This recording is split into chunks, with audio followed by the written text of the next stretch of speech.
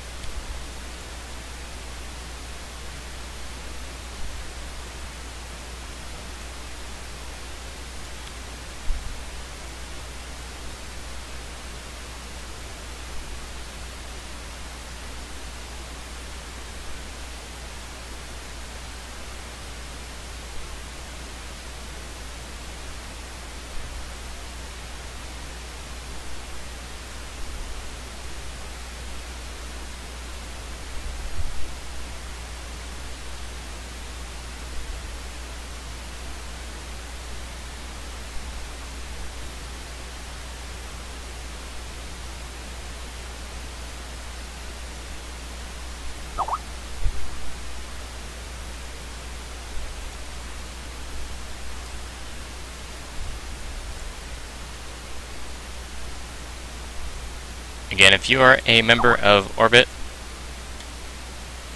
I do have a member of Orbit.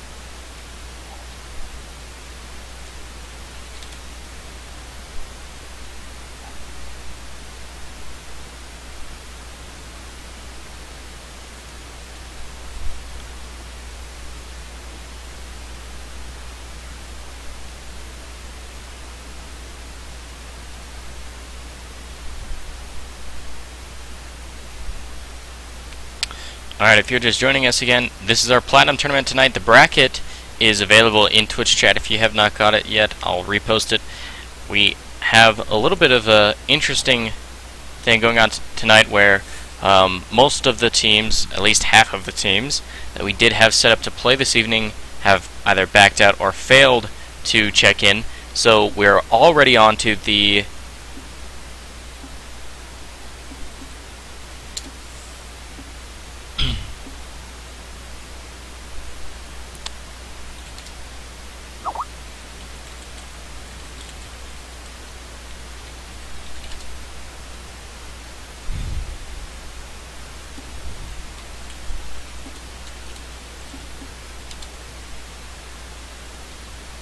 Alright, again, if you're just joining us on the stream here, we did have some things happen where we're going to have these matches as we are beginning. We have not had any matches take place so far, but if you do check that bracket, we've had to eliminate some teams that either did not check in or were unavailable for whatever reason.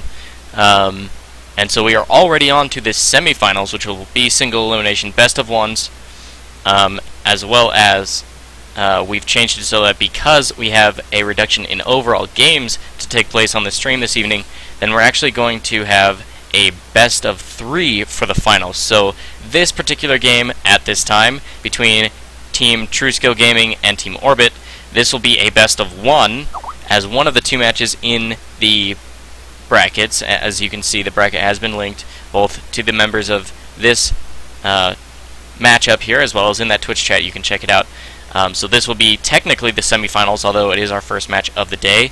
And whichever one of these teams goes on to the finals, again, that will be a best of 3 between whichever 2 teams from the 4 teams remaining end up in the finals.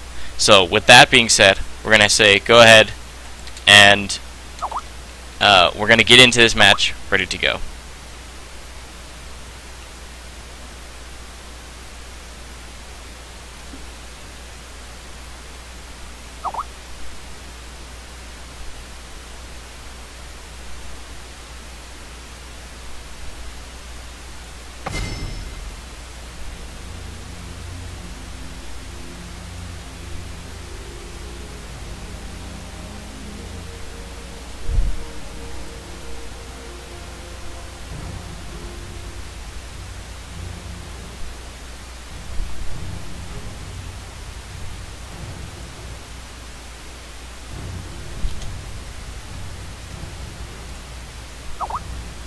Alright, here we are into Champion Select.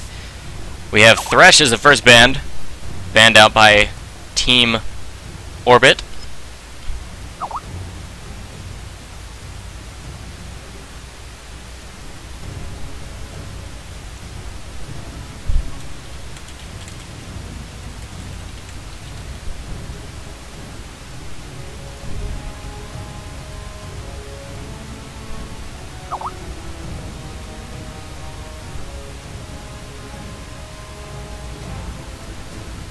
First ban for purple team going to be Kha'Zix here. TSG not wanting to have to deal with that.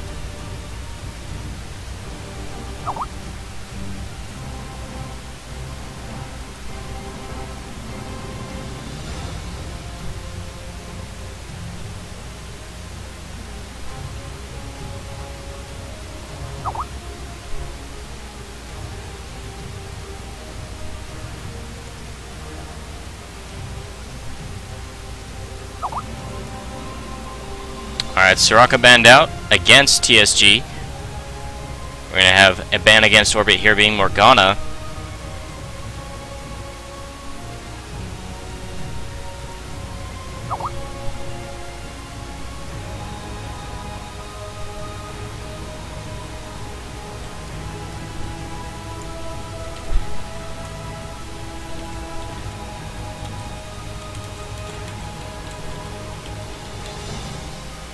Alright, that Master, you're going to be banned out.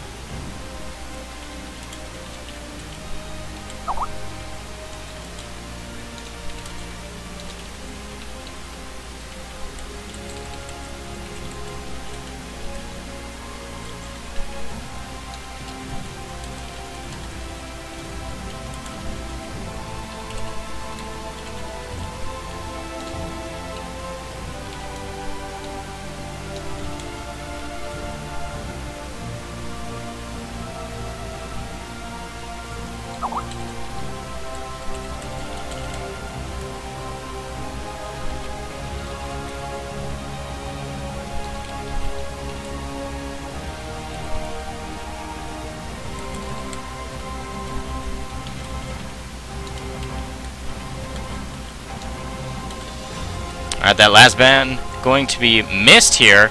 Just not even going to ban. We're going to have that first pick Nidalee. We'll see if that's a mid lane, top lane, or even a support.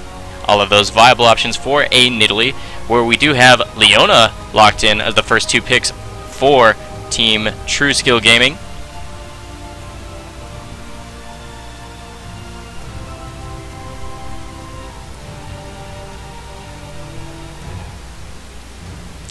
We have one more pick available for Team TSG.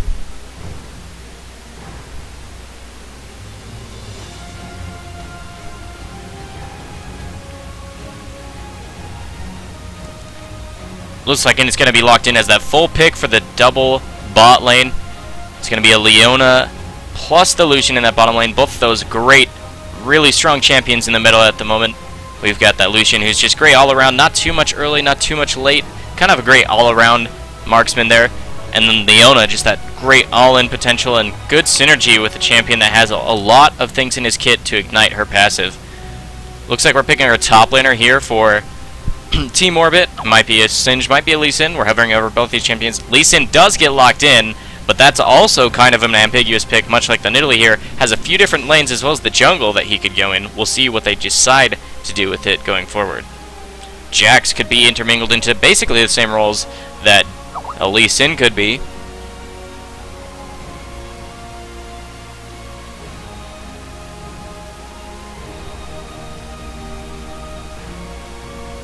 Alright, Jax does get locked in. Jax with Ignite, unless they're trading around. It looks like Jax will be the top lane. Lee Sin could be that trade to a jungler later on.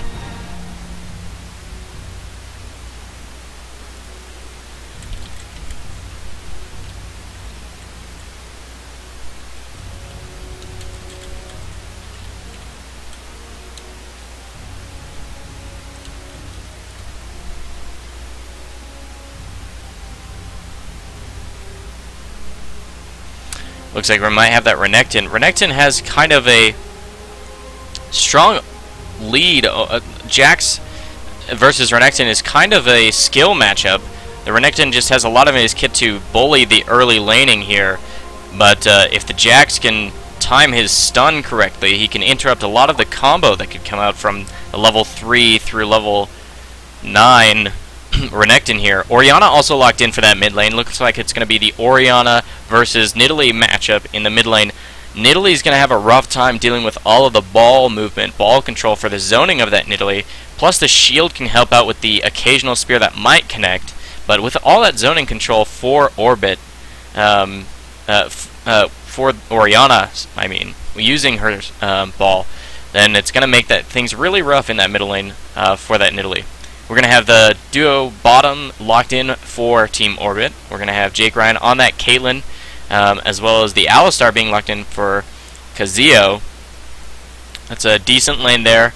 Alistar kind of a counter pick to that Leona early on. You know, he can knock up as well as knock away the Leona, keeping her away and off of Caitlyn. He can also do his combo to basically provide CC and damage against the Lucian there. He has a lot in his kit to actually interrupt the culling, and it looks like Vi will be that final pick locked in as the jungler for Team TrueSkillGaming, as champions just get swapped around here for their respective roles. Again, in that bottom lane, we're going to have Caitlyn with kind of a range advantage, can kind of do a little bit of range leashing against the Lucian with the advantage she has there, but kind of the abilities and total combos for an all-in potential kind of in favor of that Lucian-Leona lane. You know, if she gets on top of that Caitlyn, then Lucian has a lot in his kit to be able to ignite her passive multiple times throughout her spell rotation using his in unison, versus when that kind of a thing would happen with an all-in from a Leona, you're going to have Caitlyn trying to back off as much as possible, and only having as much peel as the timing and the interruptions that the Alistar could provide, and then getting back to the sustain an Alistar can provide with the heals coming out. Looks like we're going to have a teleport in the top lane with that Jax pick. Teleport versus Ignite. We're going to have 3 Ignites on Team NotSoStockGaming here versus double heal and a teleport as far as quasi-offensive summoner spells go. Yeah, it's going to be a crazy matchup. Again, as we've had throughout tournaments throughout the week, it's been interesting to talk about the trade-off between taking either teleport or ignite in that top lane. Are you going to get the early kills, or are you going to have that map pressure for your team going forward? So we'll see how that plays out. Again, it's kind of a skill matchup between TSG Shaco's Renekton and iNublit's Jax here. We'll see who can come out ahead, or if it's really just going to be a noodle fight up there with neither one of them really doing anything but having that farm fest.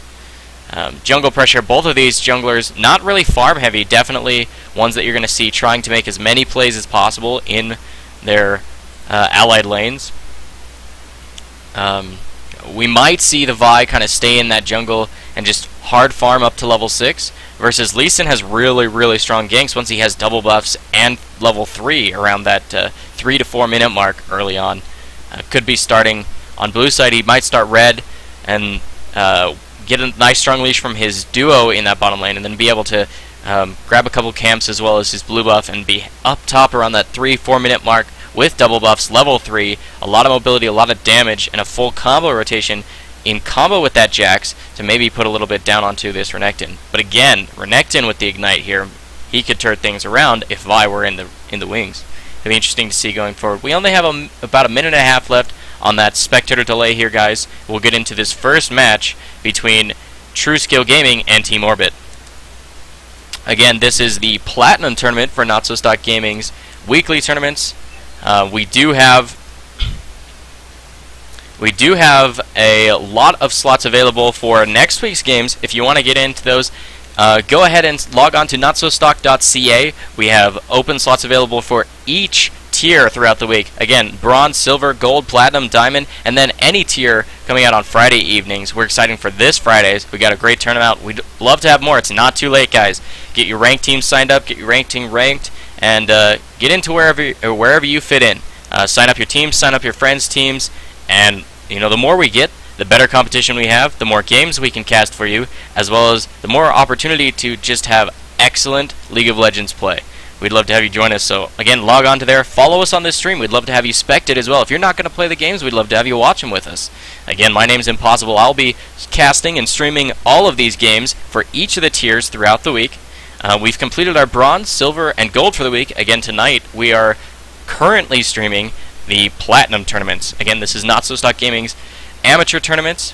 And in about 5 seconds, we're going to load onto the Rift here, guys. This is Team NotSoStockGaming on purple side versus Team Orbit. Team Orbit as our semi-final match on tonight's brackets. I will link that bracket in the chat, and as I said, we did have, if you're just joining us, I'll re-explain.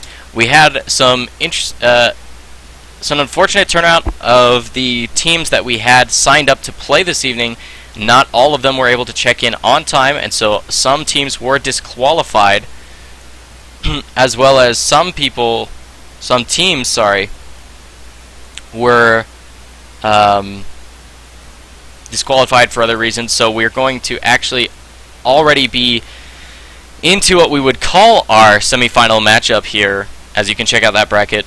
And we will actually be making the finals to make up for the loss of overall matches to stream this evening. The finals will actually be a best of 3, so you at least have that to look forward to. Again, hit that follow button, follow the stream. I'd love to have you follow my own personal stream as well here on Twitch.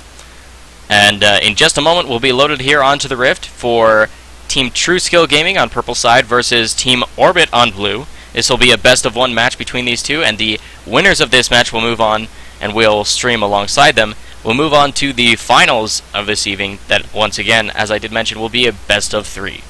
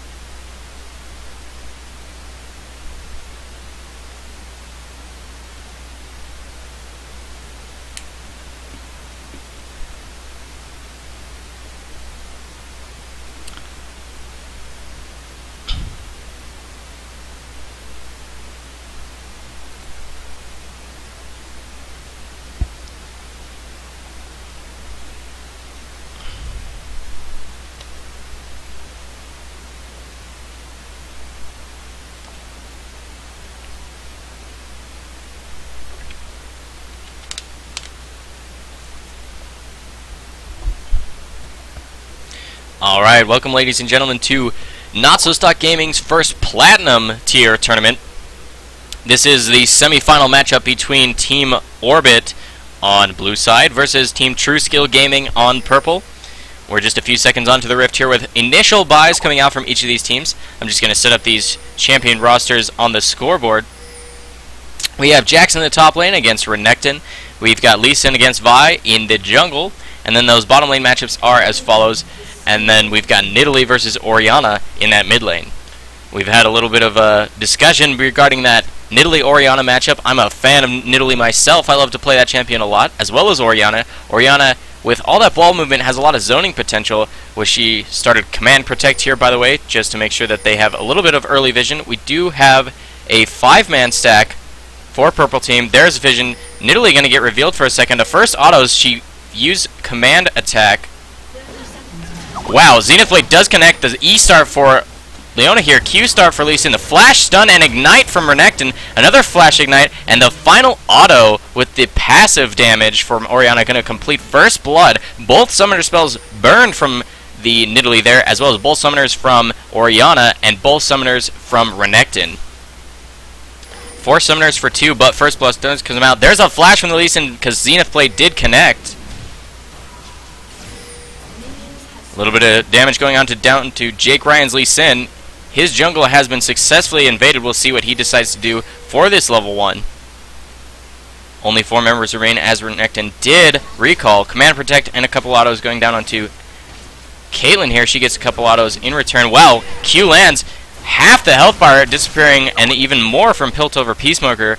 Orianna getting quite low and Blue pinging out. Finally recovers even with a numbers... a little bit of numbers equality here, but the early pressure, Lee Sin will get control of his own jungle. Sorry about the camera there. Lee Sin will get his first buff, and his blue jungle is also safe for him. In this early bottom lane, we have the coin for Alistar versus Targon's Brace for that Leona. Unfortunately, she wasn't able to actually consume her charges early. Normally, when you start that item, the Relic Shield here, you want to use those first 2 charges that you have available on the first wave, killing the first 2 melee minions, as melee minions are worth more gold than casters, so that you can actually consume both of those so that your next charge, your third charge of the game, will actually be ready and available by the time the first cannon minion arrives in lane, which will of course be this next wave. She will have charges available, but actually she's been missing out on total gold she could have earned as she just consumes her charges now, also being an extreme mistake as now she won't have a charge for the cannon in this lane. Both Orianna and Nidalee getting quite low and forced to back there. Their farm numbers relatively low for being solo laners 3 minutes in. Again, no charge for that cannon creep here in the bottom lane. A lot of action here in this top lane as Lee Sin's invaded the red buff, and he did get a refresh on that with his blue still available. The ward coverage plus lane advantage doing work for them.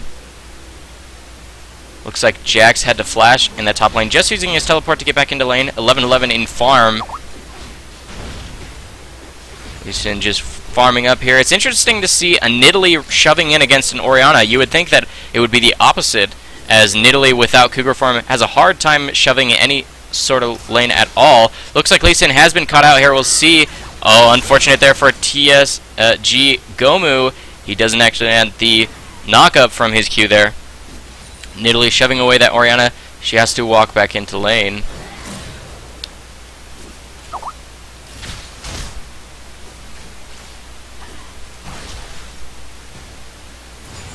And down in this bottom lane, still the Caitlyn shoving up against Lucian. Farm numbers still relatively equal, with a little bit in favor of Caitlyn as she hasn't been underneath her turret. Again, let's check in that top lane. TSG Shaco with his aggressive play on this Renekton, getting him a nice early lead. Nice stun there. Goes down and he dices away after using Slice. Dices away to avoid the stun out of Blitz Jax. Shoving in quite nicely here. no ward coverage in the river. He's got to be safe, as we do have Lee Sin quite farmed up in that jungle. Wow, a couple more auto attacks could take down that Lucian, but he decides to just dash away, as well as recall to keep himself safe. He's going to unfortunately be missing out on quite a few minions here. The minion lead going to just increase dramatically in favor of that Caitlyn. A little bit of a taunt spam out of this Alistar here as he gets stunned up. Not taking a tower hit or anything, but a little bit of aggression from that Leona, just saying, I do know that you are in my lane. Looks like Renekton getting quite aggressive onto this Jax. He's away from his minions. Purple casters dealing a little bit of damage, but as they're in the rushes, they'll lose a little bit of aggro. Wow, Cole the Meek with the 50 Fury bonus, dealing a lot of damage to that Jax. Jax with no potions to sustain, just that longsword that he purchased when he had to base after blowing his flash. Renekton in dominance here in this top lane. Alright, the stun goes down, Ignite goes down from that Renekton. Just one more auto could do it. The flash to get that final auto that he should need. TSG Shaco picking up a solo kill against his lane matchup here with a cannon creep available to tank up this turret. A lot of damage could go down. Looks like Orianna gets quite low in that mid lane, as well as kind of a gank slash counter gank comes out from blue team here. Jake Ryan putting a lot of pressure around here, looking to maybe dive the turret. Gets a little bit of a heal from that Nidalee so he can return to his own jungle, taxing the lane as most junglers do. And now with a decent sized minion wave, they're going to put a little bit of damage down here onto this mid lane turret. Alistar pushed up quite a little bit here. Looks like he'll land that combo, but nice relentless pursuit from that Lucian. Dodges built over Peacemaker. A few more autos go down. Double shot hits onto it. Caitlyn, as Leona does land her Zenith Blade, and her Eclipse will ignite on top of Caitlyn, but Chaos's Lucian too low to continue that pursuit. He does have a Vamp Scepter to kind of stay relevant in this lane, but Caitlyn's range just doing work here. She's up almost double farm numbers here. TSJ Chaos, nice double shot to get those last two minions there before they were able to die. Double shot picks up 2 of the 3 caster minions. 43 to 60 here in that bottom lane. Leona did go base to pick up her Sightstone, and as you should do as a support, once you hit those Sightstone, then you should trade off your trinket from being the warding trinket to be instead that sweeper. Looks like TSG Believe did use Command Shockwave to put a lot of damage down onto this Nidalee, but she's got pots, she's got a healing spell to make sure that she stays healthy. Couple spears have landed, forcing pots out of TSG Believe's Orianna here. Nice little bit of damage, each of them potting nicely. Looks like that 1v1 battle, Dominance just doing so much here, and the extra resistances from Jax's ultimate won't actually help him through all of that damage. Ignite not even needed as it's on cooldown for TSG Shaco. Dominance's DPS doing enough for sure. Orianna gets quite low, but Vi will come in. That was a nice bait from this Orianna. Lee Sin, though, has a lot of damage. Red buff kicks her into the turret. She will fall. That's 1 kill in favor of Lee Sin. Unfortunately, no assist for Unknown Origins Nidalee. That trade kind of just in favor of purple team here. NotSoStockGaming getting a decent gold lead here. Just about 1,000 in their favor, regardless of the farm differences in bottom lane, at mid lane, and jungle, doing things for their team.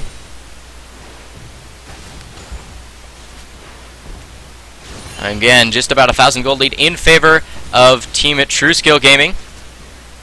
Caitlyn still farming up quite nicely. She and her support are the only ones who have not based. Wow, what happened there? We see Orianna having fallen in her jungle. Looks like she came over to help Vi protect her red, but unfortunately she was already low. Lee Sin now with double buffs, farming up his own jungle, while Nidalee has a wave and a half to shove in on this turret with the attack speed buff from Primal Surge. Get a lot of damage down on this turret. Can TSG Gomu actually do anything about it? As kind of a tussle in this top lane, TSG Shaco, having purchased most of the parts of the team at here, trying to stay safe underneath his turret, but Nublet has potted up to about 50% HP. He does have mana for a stun available, but TSG Shaco with a full Fury bar should be enough to keep Jax on his toes. Looks like a 3v2 dive here in the bottom lane. Nice! Sonic Wave Resonant Strike lands onto that Lucian. Kind of a headbutt that's unfortunate there as TSG Pro almost gets helped out by the cow. Will Vi use her Q to keep her safe? Wow, the kick of Dragon's Rage used by Jake Ryan to actually keep Vi in vision of his team, but not enough damage. Keep her there. Command Shockwave hits too, but not a lot of damage. Summoner Heal comes out from the Caitlyn here as a spear lands onto TSG Pro. Not enough though to deal enough damage, but enough to send them packing. Looks like blue team here, Team Orbit, might think about getting the first dragon in the game. 10 minutes, 11 minutes in here. It'll be evening up the gold. Might even be coming a favor. Blue team loses a turret though. We do have a full 1,000 gold lead. TSM going with Smite available for each of the... No, Lee Sin doesn't have it and he dies anyway. TSG Chaos with the culling coming out here. Flash from the Caitlyn and the dragon is already low. Smite comes out from Vi here and it looks like the dragon and the top lane turret go in favor of Team TrueScale Gaming. What a turn of events here.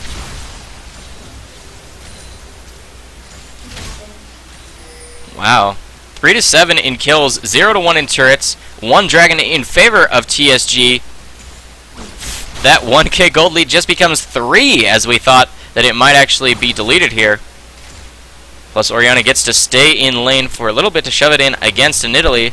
Cougar Farm going to do a lot to help her actually clear things at her turret. As Orianna will just base. Leona clearing out wards in that dragon pit. Looks like Orianna is going to be able to catch a fiendish Codex for her troubles. Farm numbers in the top and mid lane in favor of TSG, believe. Caitlyn's still about 20 farm ahead of her matchup down here. BF swords and Vam Scepters for each of them, but the Boots and Dorans as kind of the lead here for the Caitlyn, plus a few pots to sustain. Kaizu on the cow, just doing a lot of zoning pressure here. Vi in top lane just for a little bit of pressure to protect TSG Shaco as he has gotten quite low. Tiamat completed, looks like a Giant spell for just a little bit of overall HP and all-in potential. Missing pings as they don't have any more eyes on Renekton as he does recall. Looks like he's going to purchase that Chain Vest to get closer to that Sunfire Cape. Again, that zoning potential with Command Protect. Coming out from TSG, believe, nice command to protect, sorry, not protect, command attack and dissonance. Again, that zoning pressure really strong in this mid lane. Lee Sin looping around, but they do see the ward go down as it will be on top of their own. Unknown Origins jumps on, swipe into the Q there. Not quite enough damage. Vi here with double buffs, no red on Lee Sin. Both junglers with their completed jungler items, but a brutalizer to just a longsword in favor of Vi. A little bit of aggression down here in the bottom lane. A few autos by that Caitlyn, where the turret is quite low. It might actually just fall here with all of Caitlyn's damage. Will they actually fight it? No, just a few health remaining. 86 health. A couple autos maybe from that Caitlyn as help pings come out.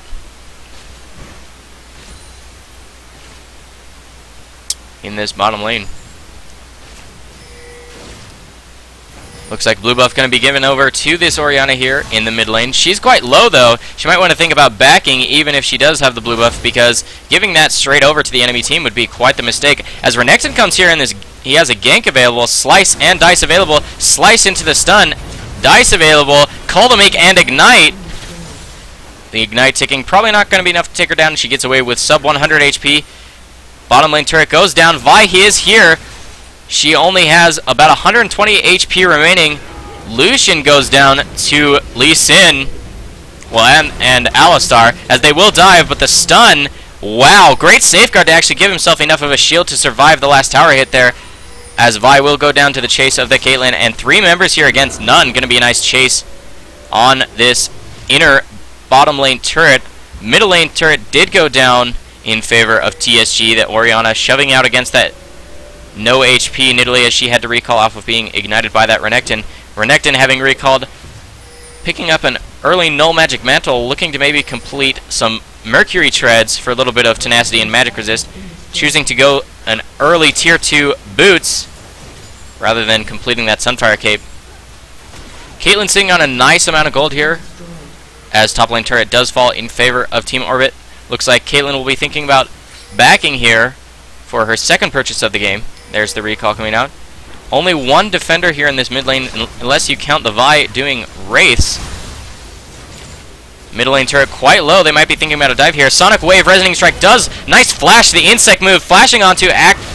There's the damage coming out as, wow, Nidalee gets quite greedy and goes under turret, already taking damage. She started tanking the turret because TSG believe on her Orianna ended up landing on a Nidalee trap underneath the turret, so aggro went onto that Nidalee, and just the overall combo from those two champions with the ball on TSG's gun was Vi.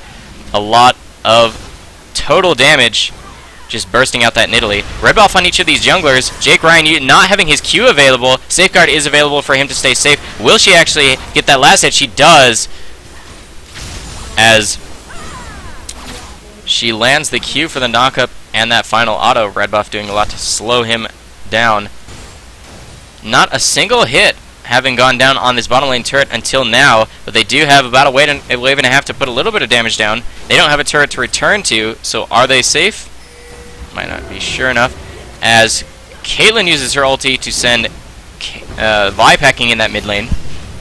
A couple members rotating back down to the bottom lane, I should say. Forces the run from Leona with her mobility boots and the Lucian. Kaizu thinking he might be able to get in range for a chase, but his tier 1 boots will definitely not catch up to Leona with mobility. Dragon spawning in about 20 seconds here. Again, blue has the advantage in numbers and just overall positioning, but last time they had the same but still lost it and a few lives to that of the overall team play coming out from True Skill Gaming. A lot of pings in this area. Looks like some on the way pings for blue team, looking to get a little bit of aggression onto this Orianna. Again, that mid lane turret with almost no HP. Command attack dissonance going to zone away that Caitlyn, but just so many numbers here that they'll be able to tank up that turret to kill it one way or another. Looks like they're going to get the turret and possibly the dragon, as again they do have kind of the position advantage. 4 members stacked right here. Caitlyn zoned out from her team. That's an unfortunate turn of events, as Vi going aggressive onto Lee Sin here, but she's trapped between 3. Decides to use her ult to get back to her team. The ultimate block from this Alistar. He does have Ignite ticking on him. TSG Gomu quite low. Sonic Wave has landed on her, as Alistar does go down to all 5 members of TSG. But Jax is not with his team. He does have teleport available should they need him, but he's already taken 1 turret, and pings going down from Team Orbit saying you might be able to get even an inhibitor turret. TSG trying to get the dragon. They do. No smite smite wasn't used. The last hit from that Lucian. It looks like Orbit trying to stop the backs here from TSG, but it might have been a mistake. One of them does go down. They do pick up the kill on that Vi, but Lee Sin will fall to Orianna. TSG Chaos looking for the chase on Vasily. Again, this is not the real Vasily, but just a namesake. Looks like Originals will give his life kind of unneedingly, as there was no way for them to stop the 1v1 between Jax and Renekton. Jax getting away while actually taking that turret in that top lane. Probably not an even trade in terms of map pressure and overall advantages. And I think actually that Orbit comes ahead on that one. They get 2 turrets plus one of those turrets being an inhibitor turret in that top lane. Gold practically equal because 2 turrets for a dragon and the kills kind of being equaled out there. Yeah, definitely a favorable trade for Team Orbit here. Top lane will be open for that Jax, who still has his teleport and could return up there basically at any time, or continue to split push and have teleport as the available spell to return to his team. Alright, let's look at the farm numbers across the board, guys. About 13 12 now farm in favor of Renekton in that top lane. He has completed Tiamat and the Sunfire Cape. Does decide to complete Sunfire Cape instead of those Mercury Treads, as we mentioned earlier on. Nice Spear lands on TSG, believes she does not have any potions in her inventory for her to pot up. Another Spear lands and deletes the shield, and a little bit of HP to go with it. Nice Spear is coming out from Unknown Origins. She has completed that Athene's, and looks like she's going to be building that Seeker's on guard into that Zhonya's there, probably to avoid the shockwave damage. Looks like the cow gets cut out here. Will the stun come out? Not fast enough from TSG Pro. She does have Zenith Blade available. She does catch. Actually, the Vi ult knocks Kaizu out of Zenith Blade's range, and Vi has the true damage ticking from Jake Ryan. The final auto attack from Nidalee will take it out. Just an AoE here from Shockwave. Not enough damage to actually stop the chase. Renekton just huge trying to take up people. Does take the cow with him, but he'll probably foul here. Wow, he flashes away while still being chased by 3. A lot of mobility coming out from Lee Sin, and Nidalee will be able to complete that chase. And it's an ace in favor of Orbit here. What a fight. They will be thinking about the Baron here, as the inhibitor will go down to Jax. We still got 4 seconds on that Vi, 6 seconds on Leona, 6 seconds on Lucian. Will the inhibitor go down as the Baron has been started? It looks like they will. He might actually have to give his life for it, as Leona could land her Zenith Blade. She does. The stun comes out. Only 1 hit needed, and he does get the inhibitor as he gives his life. Probably you heard that all chat tick in the background. Probably him saying worth, as Baron does fall for his team as well. Inhibitor taken in the top lane, as well as Baron going over to Team Orbit. What was an even gold lead 2 minutes ago now becomes a 3k gold lead in favor of Team Orbit, with the Baron around 4 of their 5 champions.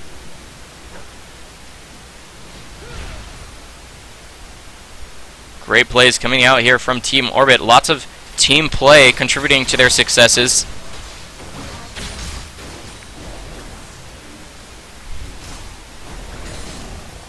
Lose lane, win game is, I'm sure, what Jax is saying. We got a nice little bit of a minion push here on this bottom lane turret. Just a lot of caster minions. Those pesky caster minions with so much damage. First Baron of the game going over to Team Orbit here, with 2 dragons going to purple team. Who needs a dragon when you can kill the worm? With a 3-man push here in the mid lane. Looks like Lee Sin just farming up a little bit of the jungle, trying to get the most out of his conservation stacks. Wow, Shockwave lands onto LMQ Vasily, and Caitlyn tanking the turret as well as an Ignite. Lucian pops the culling. The ultimate popped for the Alistar here.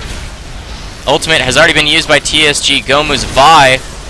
A lot of damage coming out from each of these champions. Vi gets the last hit on the cow here as Lucian's knocked out of the battle. Unknown Origins does have a couple spears available. He's looking for the greed hit, but he's going to get right in the face of Renekton. Jack sleeping around the back there to get Leona. Looks like Lee Sin will also be able to take out Orianna. Nice Zhonya's coming out from Nidalee, but she'll just die in the end no matter what. Again, super minions pushing in the top lane. There's a couple in this wave. They've got to go protect that. They can't really aggress as somebody was pinging out onto that mid lane. Lucian going to have to either recall or farm up that wave. We'll see what Orbit decides to do, with the Baron still on a couple champions here on their team. Lee Sin with Baron. Looks like Lee Sin the only one with Baron remaining, as he's going to be looking out to clear some of his enemy's jungle. Blue buff not available, as he'll find out by casting Sonic Wave. 173 farm on this Caitlyn. She has completed Phantom Dancer on top of the Bloodthirster. She's now trying to restack. A little bit of damage has gone down onto this mid lane turret. A Cannon Wave is available, with 3 defending for TSG. A lot of jungle pressure and jungle control in favor of Team Orbit here. Looks like they're going to be pushing that bottom lane, as top lane will push on its own. Super minions still going for the next minute and a half or so. Still spawning, I should say. Dragon is available. TSG has a little bit of an advantage, but they're all in vision in that jungle, as wards have been placed by that Alistar. Spear coming out doesn't actually connect. Blue buff going over to Orianna. It was quite a close call there between Piltover Peacemaker and a couple spears. Lee Sin soloing the dragon here. Smite battle coming out. We'll see who gets it. Kick. Looks like Vi gets kicked away, but ult back onto Jake Ryan. He will smite it out with the execute damage from Sonic Wave Resonating Strike. As the ult goes down onto Orianna, she takes a lot of damage. And Piltover and Peacemaker for the last hit onto Vi. A valiant effort by her to try and secure the dragon for her team, giving her life for it. Just a 1 for dragon. That's definitely in favor. 1 and dragon, I should say. Definitely in favor of Team Orbit here. They get dragon and the jungler for their troubles. A 4-man stack here, 5-man stack here versus 4 as Vi is missing. Orianna is healing while Sonic Wave Resonating Strike lands as TSG Shaco took a spear to the face. Looks like the cow's going to be tanking. He walks away though. Flash in from Caitlyn to get the last hit on Lucian. Orianna not with a lot of HP. Again, that Piltover Peacemaker is just doing a lot to get those last hits. And that's going to be a quasi-ace as Vi just barely respawns. As the inhibitor respawns. Still a super minion hammering down on that. That's going to be the inhibitor falling again. Looks like we're going on to the Nexus turrets here, guys, as Vi does a valiant effort to try and save her team. Resonating Strike lands, but the kick, not enough damage to tank through the regen of the fountain. Here's the Nexus falling, guys. A valiant effort from TSG Gomu, but she's just going to fall for her troubles. 26 minutes into the game. We do have a victory coming out from Team Orbit here. Congratulations to them. They'll be moving on to our finals this evening. And again, this is NotSoStockGaming's Platinum Tournament. Platinum Tournament of all of our tiers throughout the week. Thanks for joining us so far. That is the victory for Team Orbit. Congratulations. What a game. Again, I'll be creating this game going forward. This will be the first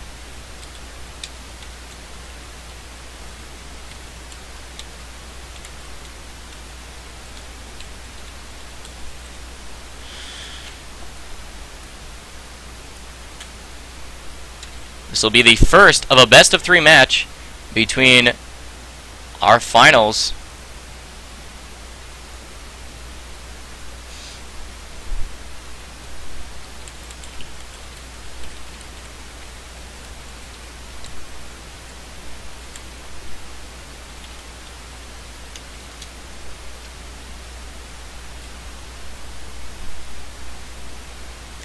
Again, we're just waiting to see who has won between SKT Hype Train with the tag OGNX versus Mons Domanium.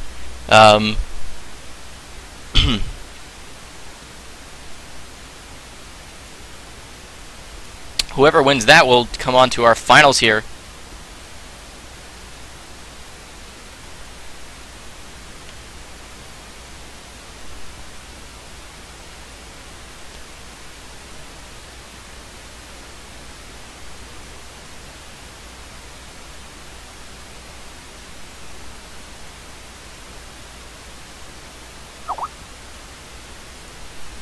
Alright, here's an update on the matchup, the other semifinal matchup, guys. They're 30 minutes into the game. We could have them completed at any moment here.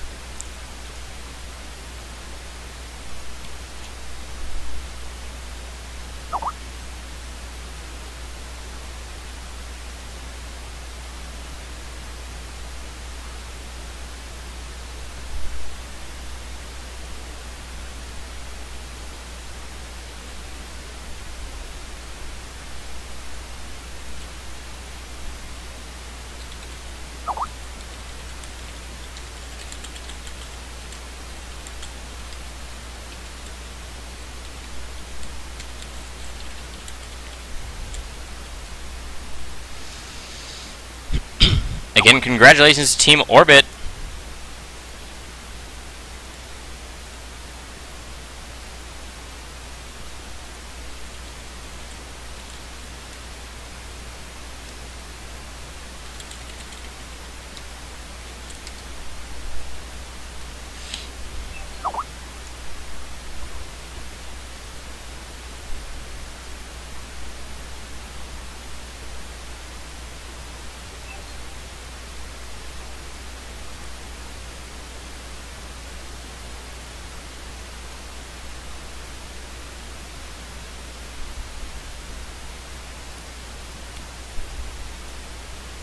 We're just going to hop in here, guys, to spectate the last little bit of that semifinal matchup between SKT Hype Train and Mons Daemonium.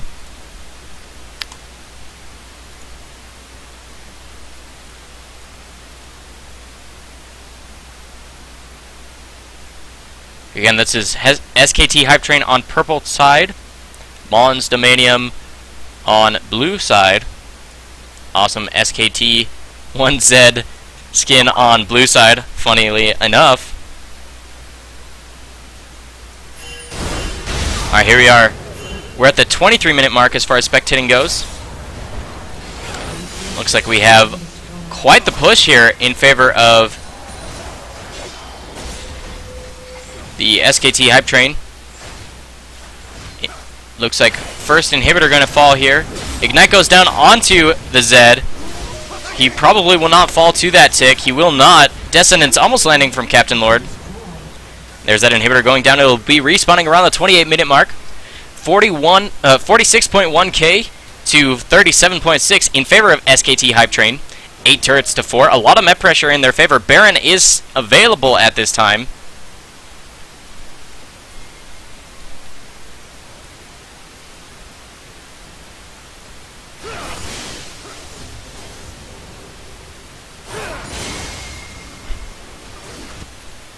Looks like most of these lanes have been in favor,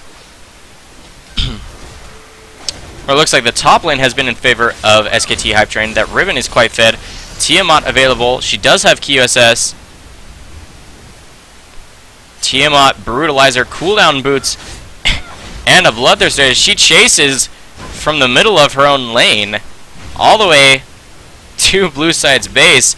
Shyvana gonna be joined by her bottom lane duo just to keep them safe, but wow, the full-on aggression from this Riven. She flashes to get the final auto off onto Graves. She does delete him, but Infinite Duress going to go down onto the Riven. QSS not fast enough to be able to save her from the overall damage from 5 members of Blue Team here.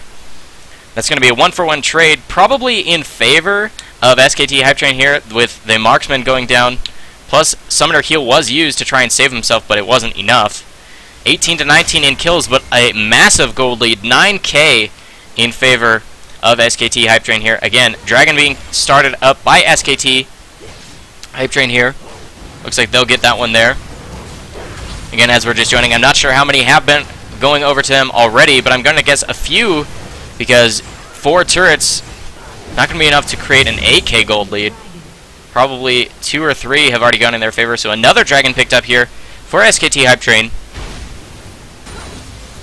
Trinity Force and the Bloodthirster completed for Lucian, whereas a Last Whisper instead of the Triforce completed for Graves here. A Giant's Belt, kind of nice for a little bit of health stacking to complement his passive there.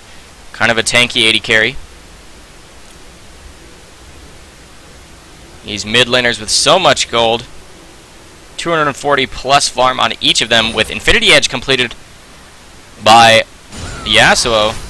A lot of wave care coming out with the Hydra now completed. Ravenous Hydra now completed by Riven, as she catches out onto the Warwick, but she gets Infinite Duress completed with the Death Mark.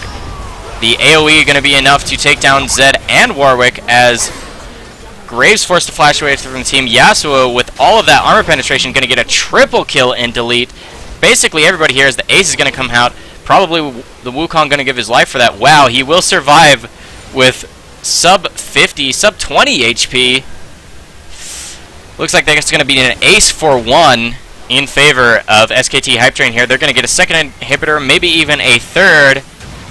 They might even go for the win with just a few seconds recall. Looks like they will just recall instead, as each of them are quite low. There's super minions pushing on the Nexus, so they can't quite chase to stop the recalls from the SKT Hype Train. Warwick with that the Wriggles Lantern still, not even completing Feral Flare. This must have been a really rough game for him, not being able to farm at all.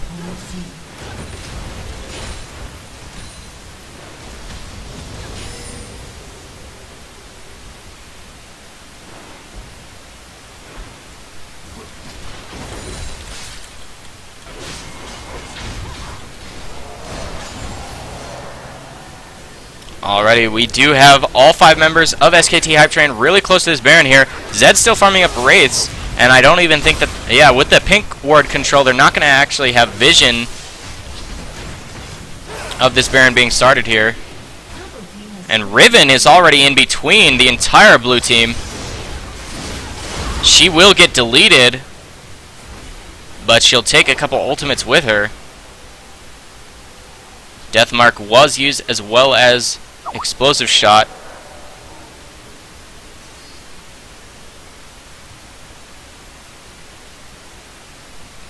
Wukong with a little bit of a chase, is forcing Dragon's Descent out of the Shyvana here in the top lane, with a couple super minions pushing in.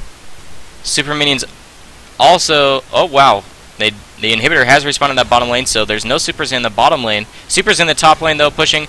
There's only one inhibitor turret remaining for blue team here.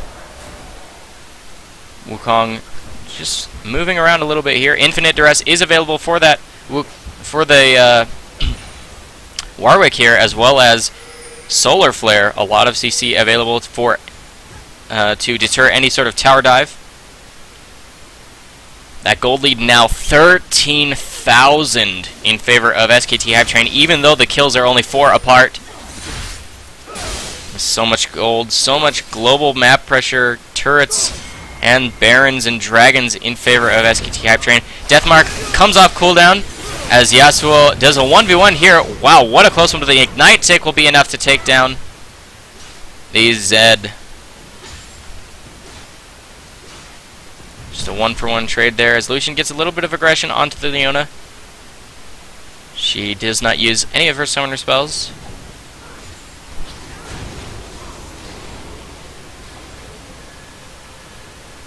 Captain Lord looking to clear out wards in this jungle, as well as maybe get a catch as blue side tries to rotate around. Looks like the inhibitor is going to fall here as we're waiting. Warwick coming around the backside. Will he use Infinite Duress, and who will he use it on? A little bit of a dash here as... Wow, the ultimate comes out from Wukong, only gets 1 knocked up. Death Sentence misses as the flash comes out from the Shyvana. Dragon's Descent will knock Riven away, and she just gets deleted from the AoE. Solar Flare used. Exhaust goes down onto Lucian. Exhaust goes down in return onto Warwick to stop a little bit of the chase. Wukong goes back to try and save his team. The Flay gonna do enough on top of the red buff from Lucian. As Deathmark has come off to cooldown, flash in to start it up here. That's going to be enough to actually delete this Lucian here, as a little bit of a chase goes down onto the final remaining member in that battle. Zed finally falling to 4 members. Top lane inhibitor going to be responding soon as Lil Ray's on that Yasuo looking to steal that red, but it is already gone. Fails a ward over the wall, but it's not a big deal, as he'll just go and farm up that bottom lane.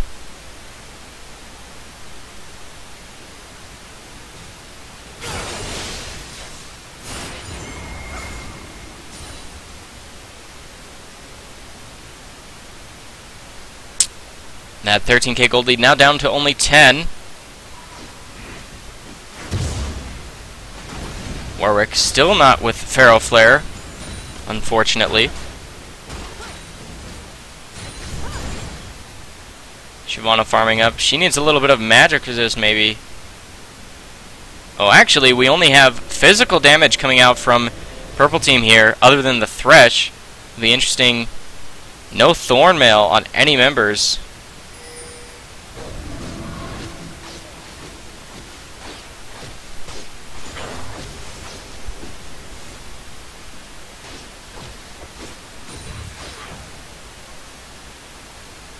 Warwick just looking up to farm that last little bit of the jungle.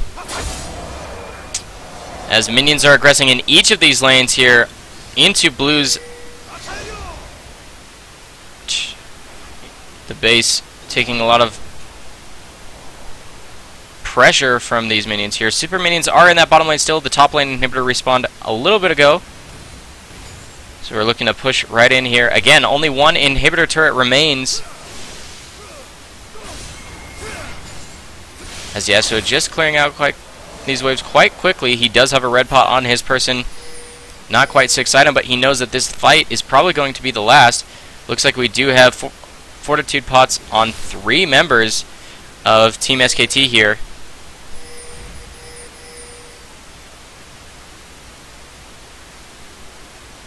Looks like a little bit of pause coming out here, guys. We'll see what happens to get right back into this.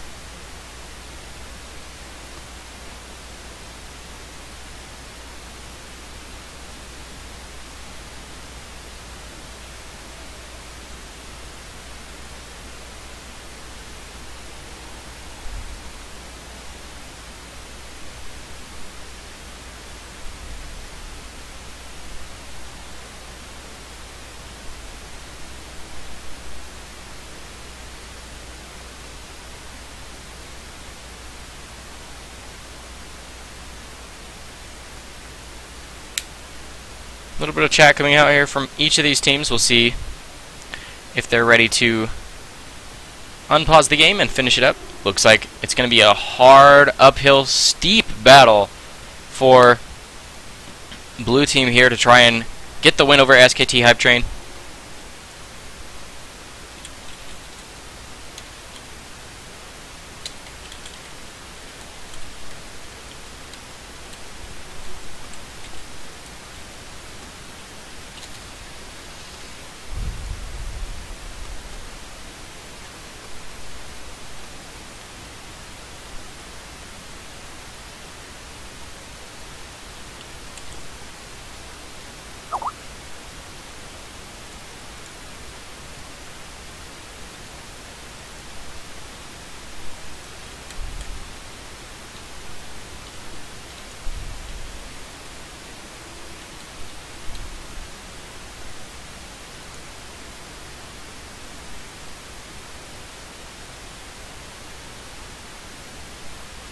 Again, whoever wins between this matchup will join Team Orbit for the finals match.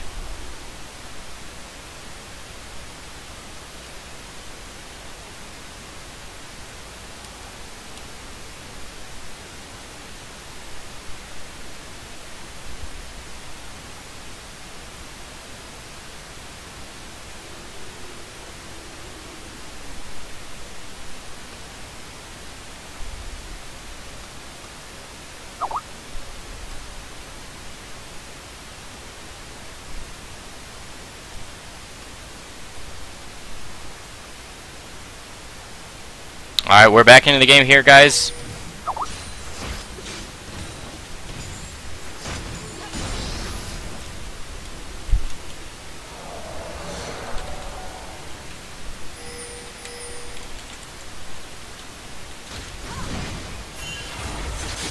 Alright, looks like we do have aggression here. Wukong sitting on his own. Maybe he disconnected and that's what the pause was about. We'll see what happens with that.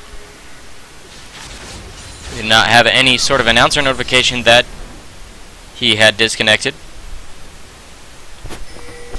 Basically everything available across the board from each team, other than a couple summoner spells here and there.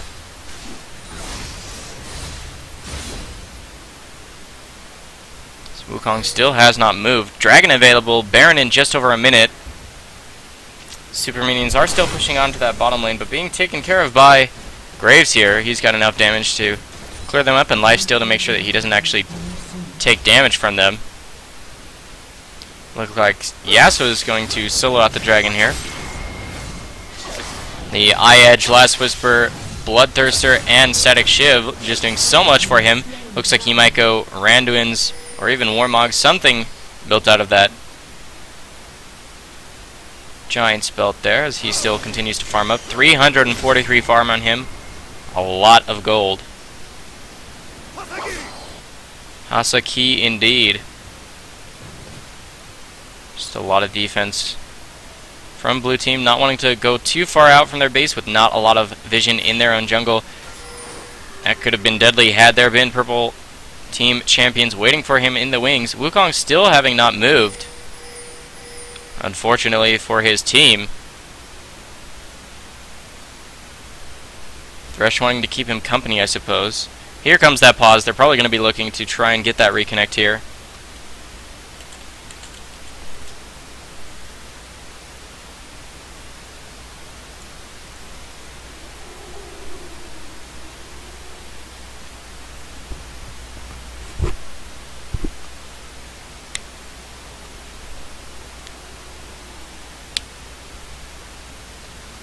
Again, apologize for the delay, guys. We're just having a little bit of a pause here, as the Wukong seems to be having computer issues.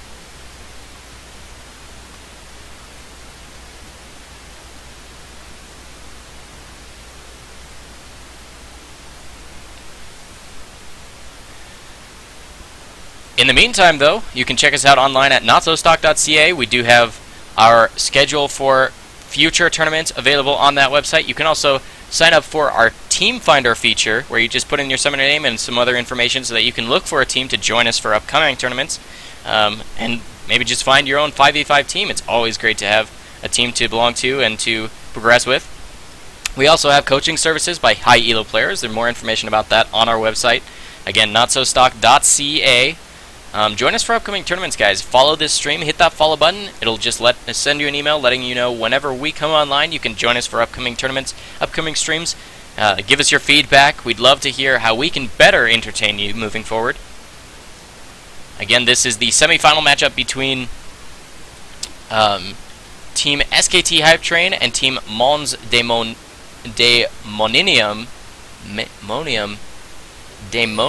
I'm not quite sure how to pronounce it. As you can tell.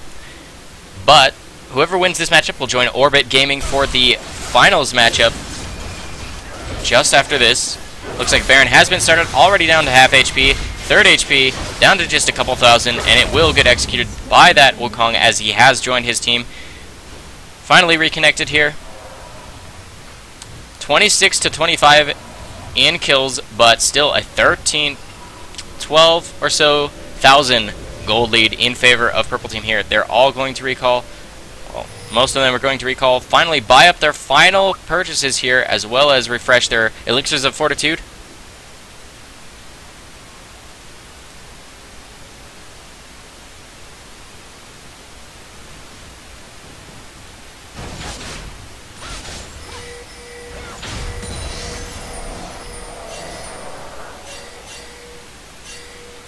Looks like the last and final push going to be coming out here once Yasuo joins his team. Red buff going to be picked up here by Wukong, as blue team's not even safe to leave their base, let alone go into their jungle to pick up buffs.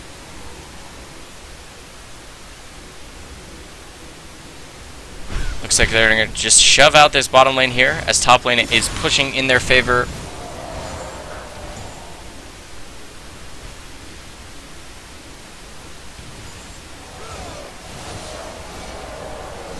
Alright, 5 champions now in the bottom lane here for purple team, SKT Hype Train, even having the SKT wards. First auto's coming down out of this thresh here onto the inhibitor. Dragon's Descent is available, as well as Solar Flare. All ultimates available across the board, all summoner spells available from across the board. This is going to be the last and final battle between these two teams, with so much damage here. Infinite Duress down with the Yasuo. He's going to have to go away. Deathmark as well. He won't get a knockup. He does get exhausted, so the damage goes down. Riffin doing a lot of damage to the back lane. Trying to get it. Warwick falls after Graves go down to Riven. Lucian with a double kill. He's still alive and extremely healthy. Flashes in for the chase. The crit not enough, but finally the Riven underneath the tower will be enough to take her down.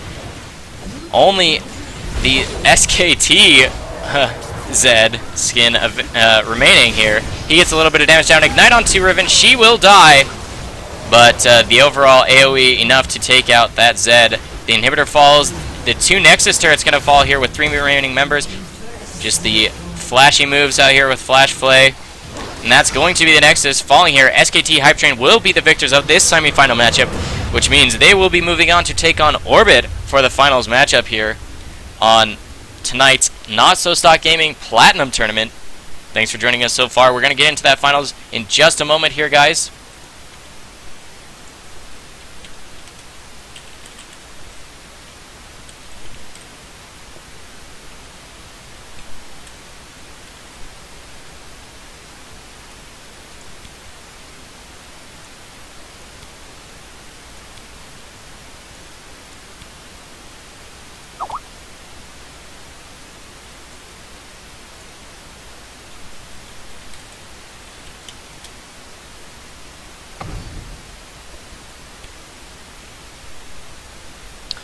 Alright, just double checking that bracket. I'm also going to post that bracket in the chat here for you guys to go ahead and check out. Orbit Gaming is the highest seed, so they will get to choose. Give me one moment here.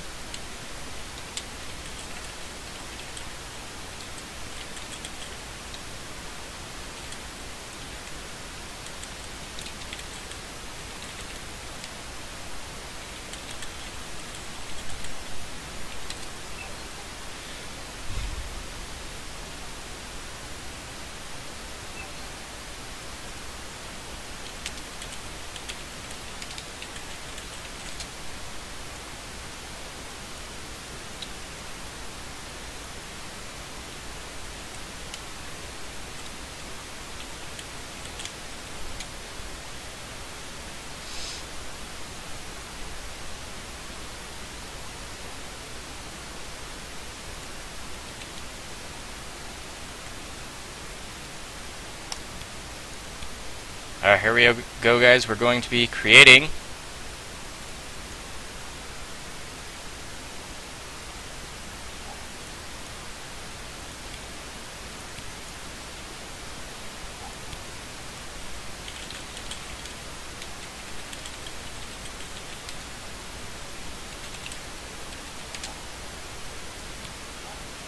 Alright, here we go. We're just getting into team select here, guys. Again, this is the final match of the evening between Orbit Gaming and SKT Hype Train. Orbit will be blue side.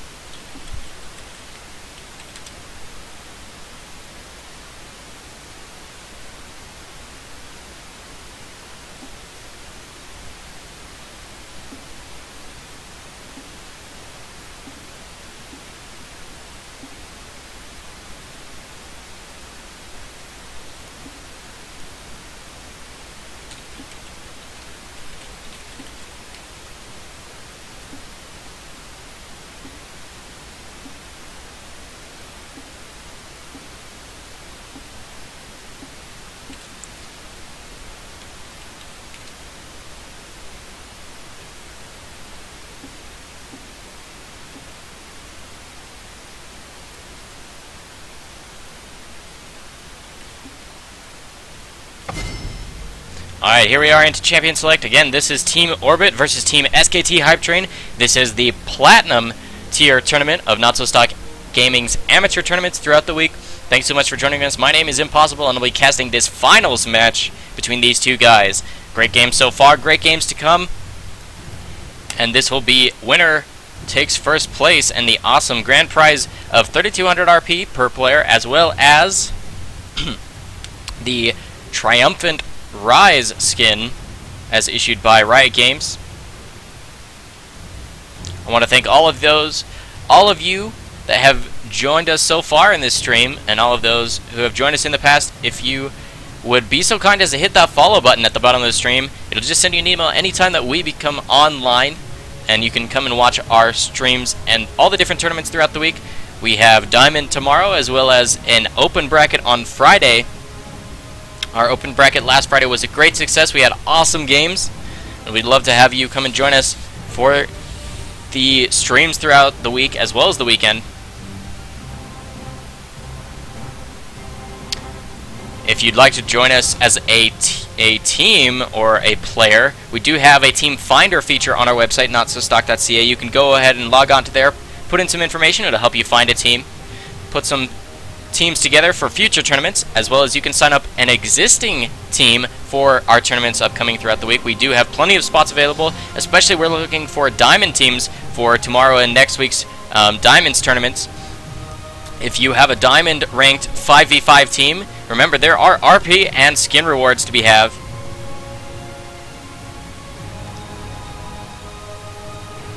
Alright, looks like we're going to have the bands on blue team coming out here. Thresh, Riven, and Yasuo band out against Team SKT Hype Train.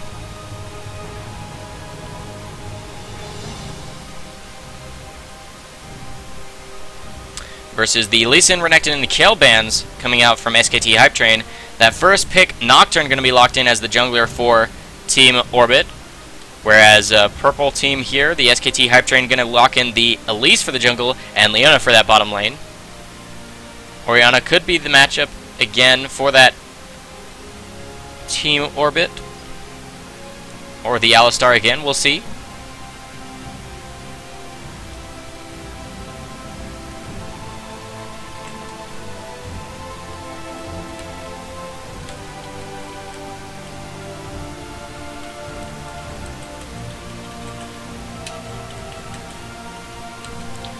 Alright, the cow does get locked in for Team Orbit. Jay's hovered over. Lucian probably the lock-in.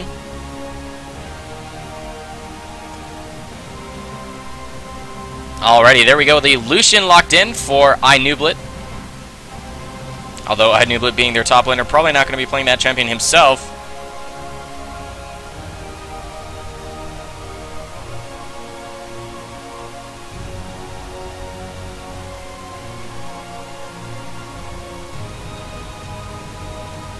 Alrighty, Zed hovered over, Ezreal hovered over. These could be the matchup once again. Instead of having the Yasuo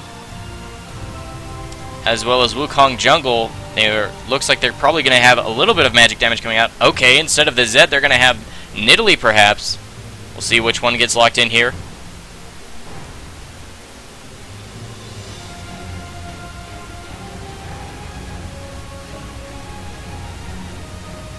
Alright, Ezreal does get locked in. 8 seconds to lock in that mid lane champion. Nidalee does get locked in. So it's going to be that Nidalee as just an awesome all-around champion. Lots of heals, lots of long-range poke, as well as all-in with Cougar form. Ezreal with a lot of poke as well. We've seen a lot of games throughout our tournaments go where with a Nidalee and Elise duo kind of, with the jungle Elise coming in for great ganks. If a cocoon lands, that means you're taking a spear to the face if that Nidalee's any good at playing that champion. Looks like Jace does get locked in for iNublet in that top lane. He's going to get a nice pick there. He doesn't know who against, though, as the top lane will be the final counter pick here for Team SKT Hype Train. Orianna does get locked in. The second Orianna versus Nidalee matchup we'll see today.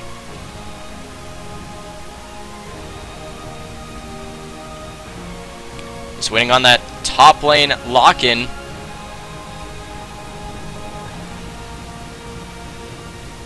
Just the hover over of possible troll picks. Teemo not quite a troll pick though. He could be a possibility here against that Jace.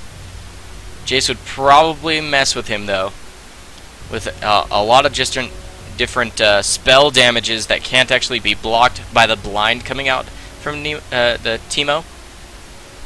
Jax could be a possibility of a lock-in here. Definitely a great late-game carry, and he does get locked in. Barrier, the summoner spell, being thought about for that top laner, I suppose. Or that will be the Nidalee in the mid lane with Barrier. Again, this is patch 4.6. 4.7 patch notes are on LeagueOfLegends.com if you want to go check those out.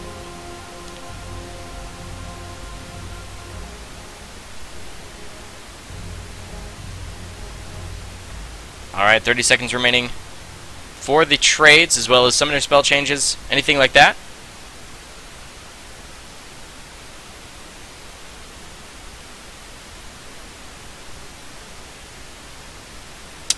It'll be interesting to see the matchup here in this bottom lane. You're going to have that Ezreal-Leona combo, where as soon as she gets on top of somebody, you're going to have Ezreal right there too. He's got a couple spells in his rotation that can ignite the passive of Leona. And turrets are going to fall in these 5v5 situations very fast. If you think about it, Ezreal's got that attack speed buff that he can apply to not only Jax, who's already a tower-taking monster, but we got an attack speed buff also from Primal Surge, the heal coming out from Nidalee here, and then also Elise with her own attack speed buff. It's just going to be a tower destruction coming out here from SKT Hype Train if they even win an inkling of a team fight. A little bit more split push pressure and kind of kiting potential available for Orbit, though. If they do get a 5v5, they've got the Alistar WQ combo with the ball on top of him from Orianna into that shockwave dissonance. Could deal just a lot of damage if he catches enough people in that. A decent amount of poke and zoning potential from the shock blast coming out of this Jace, as well as the Orianna pick with just the zoning with her command attack. It'll be interesting to see if we have Feral Flare versus just the regular Spirit item. You know, probably going to be seeing the Spirit Golem for a little bit of tankiness and tenacity for Elise in that jungle. We'll see if she decides to go kind of that penetration build off of that tank jungle item. I see a lot of Elises these days going the double pen. You're going to get that Haunting Guys early, the Sork Boots, but then everything else is going to be a little bit tanky. You're going to have, you know, the tank jungle item, the Spirit of the Ancient Golem for, you know, the extra 300 health, as well as the tenacity passive. And then you're also going to probably go into maybe Sunfire Cape for a little bit of armor. Maybe even a Banshee's Veil to block a little bit of the early poke damage from that Jace, or maybe even, you know, a huge ability coming out from blue team here. The Nocturne probably looking to apply a lot of pressure around that 7-minute mark when champions are hitting about level 6 across the board. He'll be hitting level 6 around that mark. It'll be interesting to see what he does with his first Paranoia gank. Elise, though, level 3, then she's basically got a full double rotation, you know, with 8 spells to her name if you count changing between her forms. It'll be interesting to see what she does early on. Probably a lot more early pressure versus the Nocturne. Maybe even a little bit of an invade pressure in favor of that Elise, because she does have lots, you know, she has his C, she has a lot of percent HP damage, hence the penetration builds being so good. That bottom lane match is going to be quite interesting. As I said, the Ezreal Leona versus the Alistar and Lucian. Lucian kind of like a lane bully in any lane, so it's kind of nice to have a bodyguard to protect the bully, so to speak, but there's a lot more all-in potential, I would believe, between the Ezreal and the Leona. So probably going to want nice ward pressure and ward control in that bottom lane to make sure that they have eyes on the Leona to dodge out those Zenith Blades, make sure you don't actually get hit by one of those. As long as you can do that, you've got a little bit more poke, you got a little bit more long-range damage coming out from the Lucian rather than Ezreal, because he can actually hit his abilities, the Lucian, I mean, can actually hit his abilities through minions, whereas Ezreal has to kind of maneuver himself around them to get his poke damage off. Plus, the sustain coming out from the Alistar gives them advantage in that bottom lane as long as they don't actually get all-in. Alright, here we are. We're loading on to Summoner's Rift, guys. Again, thanks so much for joining us. This is NotSoStockGaming's Platinum Tier Tournament for this week. These two remaining teams are Team Orbit on blue side, as well as Team SKT Hype Train on purple side here. Both of these teams won their semifinal matchups, and we're here in the finals. Winners get an RP bonus, and the final first place finish will also get Triumphant Rise as issued by Riot Games. It'll be awesome to get those bonuses here. Thanks so much for joining us so far, guys. Hit that follow button. We'd love to have you join us on the stream whenever we are streaming, because we've got awesome games throughout the weeks, and you should join us for each of them. We have a lot of fun. If you want to post your questions, comments, any feedback that you can give us to make this better for you guys, we would love to have that information given to us. Hit that up in this Twitch chat. Let us know how we're doing. Again, my name is Impossible, and I am streaming each of the games, each of the tournaments throughout the week.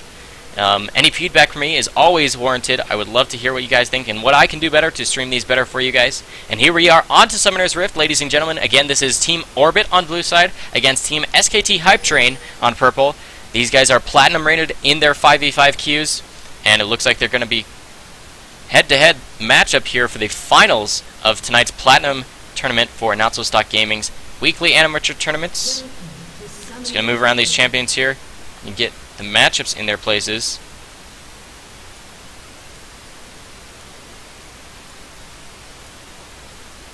Alright, here we are. We're going to have that early Relic Shield for the Leona versus the coin out of the Alistar. We saw that matchup earlier today.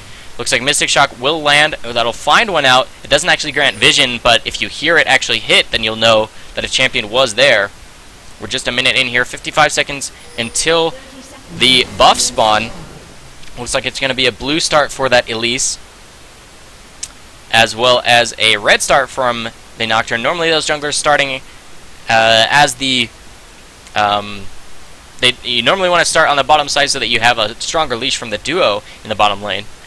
Interesting thing about the Relic Shield, as I did mention in an earlier game, you make sure that if you want to get total increased gold, like the maximum gold you can get out of that item early on, make sure you use those first two charges that you start the game with on the first two, or two of the first three melee minions in that first wave in the bottom lane, because if you do actually consume those charges that early, one, you get extra gold because melees are worth more than casters, as well as you'll have a charge that will come back off cooldown in time for the cannon of the third wave that comes into lane later on. So a little bit of a leash here for Jake Ryan on that Nocturne. He's just gonna clear up his red here. Shout out to Bossox Rock 12 in the Twitch chat. Thanks for joining us. Alright, this 2v2 matchup, there we go. There's those two executes, as I was talking about, for those two of the first three melees. So she'll have a charge available for the first cannon creep versus the just passive gold regen from the ancient coin here in the bottom lane. An early recall by that Jax, who must have taken a little bit too much damage. Blue buff. Jace is going to get an early gold lead, experience lead, and pressure lead here. I mean, we did have Elise starting blue buff, which means she's completing red now, and she'll have level 3 in time to come up, and Jace is quite pushed up without ward control. Looks like... looks like a little bit more farm coming out from the Nocturne. He's not going to be here for the counter gank. Spidey Sense is coming out from Jax, perhaps, but no, he's actually still pushed up. Elise comes up from behind. This could be first blood. We'll see what happens. A little bit of a red buff slow, as well as the Q comes out. A lot of damage. Flash comes out. Wow, Cocoon misses at point-blank range. While she will put down a little bit more damage and a couple more ticks of the red buff. Wow, he goes back in. That might have been a mistake. Unfortunately, Cocoon didn't land. That might have been first blood here. 13-6 in farm. Jace gonna have to recall here. He could have probably popped a potion and stayed, but he chooses not to.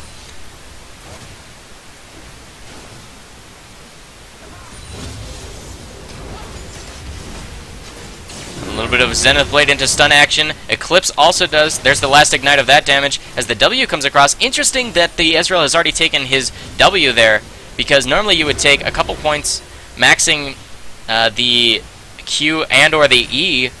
W not normally taken until about level 8 on most Ezreals. In higher elo, I should say. As this is Platinum, I'll try and stay with that. Nocturne mostly hard farming the jungle. Jace back in lane as the wave has been shoved to his turret. Quick shout out to Bavorman. Thanks for joining us, man. It's been awesome to see you in earlier streams as well. Again, down here in this bottom lane, it's basically even in farm. 26, 27, 27 to 27, a little bit even here. Both of these 80 carries with their health potions available. All consumables taken now by the cow. Let's double check on this mid lane here. Full HP for each of these champions. 27 to 27 in farm, but a little bit of a consumables lead. Looks like that's interesting. That must have been a recall earlier on by the Orianna, but still saying equal in farm. That's quite impressive. Alright, Elise is down. Wow, Jace goes down first blood in a 1v1 in that top lane. Ignite used. Flash was used by Jax, but he dies to the tick of Ignite he must have. That's unfortunate for him. Elise spotted out by... Oh, Elise not spotted out by a ward, being pinged out by her own team, saying there might be a ward there. Looks like not, though. Blue side now pushing in as the wave is in their favor. But as Alistar goes in, he's out of mana. Will the Cocoon land on this gank? Nice flash from the Alistar to avoid the Zenith Blade as well as Cocoon.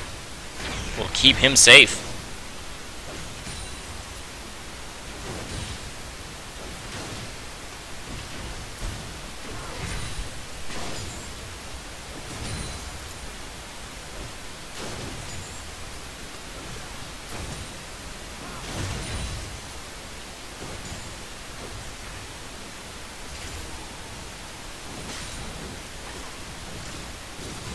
A little bit of a lull in this the laning phase action here, as Jungler's trying to hit that level 6. So you're going to see a lot more action once that Nocturne hits his level 6. Unknown Origin's quite low on mana and trying to do an auto attack battle with a cannon minion in favor of that Nidalee. It's going to finally back off as soon as she gets to her turret. Orianna did have both summoner spells available in that top lane. Just a little bit of a trade in each direction. Jax with Ignite available. No flash for this Jace. Elise knows that, and so she's coming in for a gank here. No ward's going to see her out quite yet. Alright, there she's going to be seen out in the river. Shock Blast goes down. Wow, he's still quite pushed up. He does have the movement speed buff from that. She will see the ward getting cleared out by that Elise. Elise will return up here as the wave will be pushing slightly in towards purple side here. Alright, here comes the freeze from each of these champions. Elise now back in the wings. Stun goes down onto Jace. Will the Cocoon land? Cocoon does land. Ignite goes down. And the final auto attack going to come out from number 1 of Legends. Jax getting his kill with a nice assist pool of gold also going over to Elise here. Alright, Nocturne almost 6 in the jungle. He's just going to pick up his red buff and then probably his blue buff as well if he's not going to give that over to Orianna. He'll have level 6 for his first true gank of this game.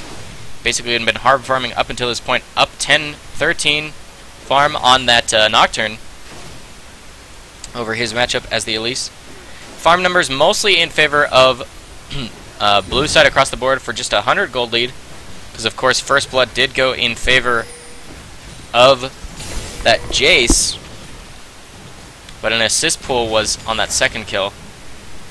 A nice Relentless Pursuit dodge out to make sure that a Zenith Blade could not connect for that Leona. Alright, there is Paranoia available for that Nocturne. He's kind of hanging around the middle of the map, so he has pressure across the greatest radius. Jax did go back to buy. Looks like he's going to be going for most likely a Blade of the Ruined King off of that Vamp Scepter, with just the 2 longswords probably going to be built into a Brutalizer here for the up 10 CS Jace in that top lane.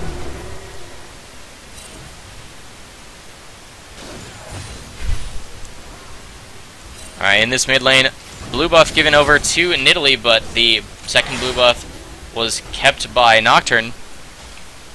A little bit of a mana and cooldown reduction lead. Cougar farm, a little bit of aggression down onto there.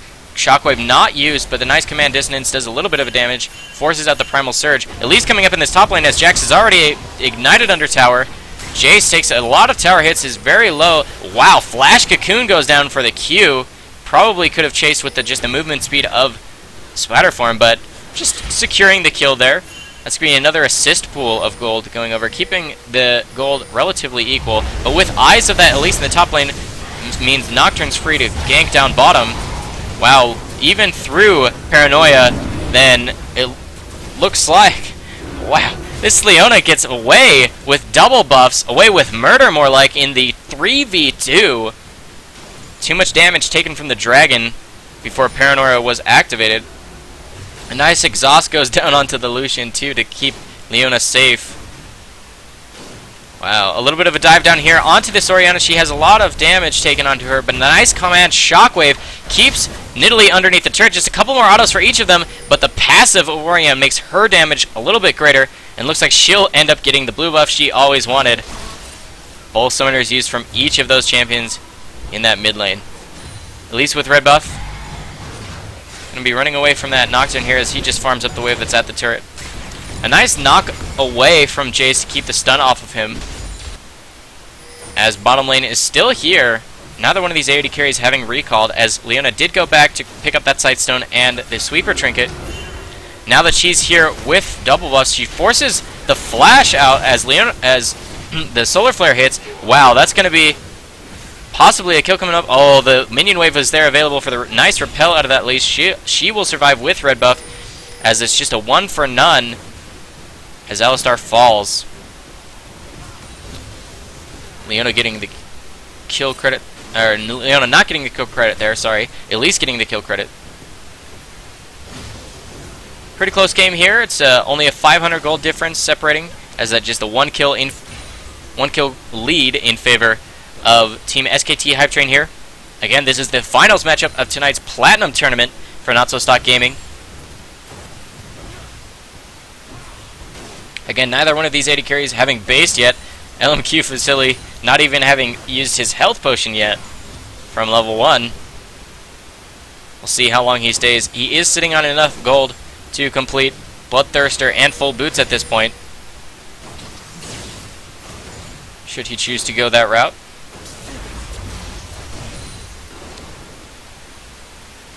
This top lane here, kind of even. Jace with a little bit of a gold lead. Alright, Paranoia comes out onto that Jax. He does not have a lot to deal with this. The flash goes down on the Jace. Will the Ignite tick be enough? It will. But again, it's kind of these one for ones, but with an assist pool going over to whichever team brings the jungle over. Now that Nocturne again, as Nocturne shows in that top lane, kind of what happened with Elise in the top lane, it gives the okay go for purple team to start off the dragon here. They don't actually have their AD carry, but they do have a numbers advantage with the pink ward there. It looks like Alistar's going to go in with his ultimate pop, not going to take a lot of damage. He's trying to just keep him there. The ball goes onto him. Command Shockwave, Command Dissonance doing enough damage to take out Elise. A little bit of a chase here. Now that Ezreal has shown up, they're going to go right onto this Orianna. She doesn't have enough. She gets stunned up, and the last auto attack from Leona going to take her down. Fear Tether going down, connects onto that Leona. Exhaust goes down onto the Nocturne as well as the Ezreal. Keeps Nocturne safe. Leona will go down to Lucian. Lucian now has a BF Sword and Vamp Scepter. Will he choose to chase? No, he will not. Just backing off as they see the opportunity for farming. Won't actually kill off that ward there, as there is a decent size minion wave still available in this. Nocturne just taking a lot of damage in the jungle as he is quite low. Don't know if it would be a smart idea to start this off. He will probably get executed. Yeah, he will definitely get executed if he chooses to try and actually complete that red buff. He's going to have to recall and do that later. Interesting to see that out of a challenger trim player trying to do a buff with no HP. Alright, Kingsley here with the completed Bloodthirster, stacking it up already. The 3 assists making up for the farm difference between him and his respective AD carry matchup. Blue thinking about making sure that they get their own blue buff. It is warded up by purple team, so they will know the timer on that when it gets taken. Alright, in this top lane, a little bit of a battle here. The stun goes down onto Jace. He takes a lot of damage. Shock Blast turns around and the Ignite, but it's not going to be enough damage to take down that Jax, as he did pop his ultimate to make sure that he didn't take full value of Jace's damage. Nocturne not even close.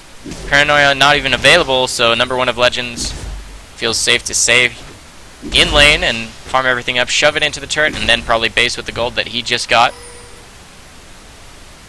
Still check on this bottom lane here.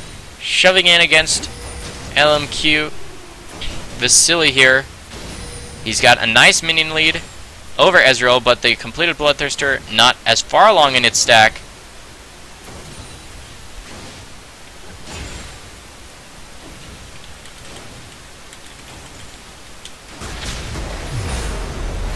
Alright, Paranoia available. Shockwave does hit Nidalee, but not the Elise. Wow, the spear barely missing. The flash out of this Elise Is Repel available again? No, it is not. She will fall to the auto attack again. The Orianna passive doing work. Nidalee will heal herself up using that blue buff to make sure her heal is low. Wow, the bottom lane makes their way up here. The culling from range. Get culled, Nidalee. He goes down. Unfortunately, the assist pool had worn off as far as the timers went. A 4-0 push here in this mid lane. They're going to take one turret, maybe even two here. Purple team's turret destroyed in that top lane. Jace taking that down with ease. That's going to be 3 turrets in a very quick succession going down in favor of Team Orbit. Jace sitting here in the wings, probably talking to his team. Number 1 of Legends farming up a little bit of a gold lead in his favor. The Cutlass not quite completed into that Blade of the Ruined King. Uh-oh, Ezreal on his own here. His support not with him. Will the combo land here? Even if it does, underneath the turret's probably not the best way to go. A little bit of poke down onto Kingsley's Ezreal, but he's out of mana. He's probably just going to base here. His ultimate not available to shove, as he's already taken that bottom lane turret. Just farming up here in this bottom lane. Nocturne picking up his red buff. Most of the farm numbers across the board pretty even, other than the jungle, as Elise has been roaming around quite a bit. Nocturne not quite as much. I mean, they do have the same, relatively same KDA minus the extra death on that Elise. I guess Nocturne just doing a little bit better as far as overall gold goes with the almost doubled farm here. And he is going the Feral Flare route, so that's definitely the better sounding option. More farm on that champion. Looks like Orianna takes a spear to the face. It's a little bit low, but she does have consumables to keep herself safe, wards and potions to deal with junglers and a Nidalee. Nice farm numbers in favor of that Orianna. She has completed her Athene's Sork Boots with Home Guard. Interesting choice to make sure she's always in lane to protect her turret. Dragon spawns in just about a minute. Sweeper used to make sure there's no real wards other than pink wards in there. They will get spotted out coming down. The blue buff still on this Lucian for just a few more seconds. Leona, nice, walking in that direction to zone out the Alistar, make him walk the long way around. He's going to miss out on a little bit of experience from those waves, but nothing too big.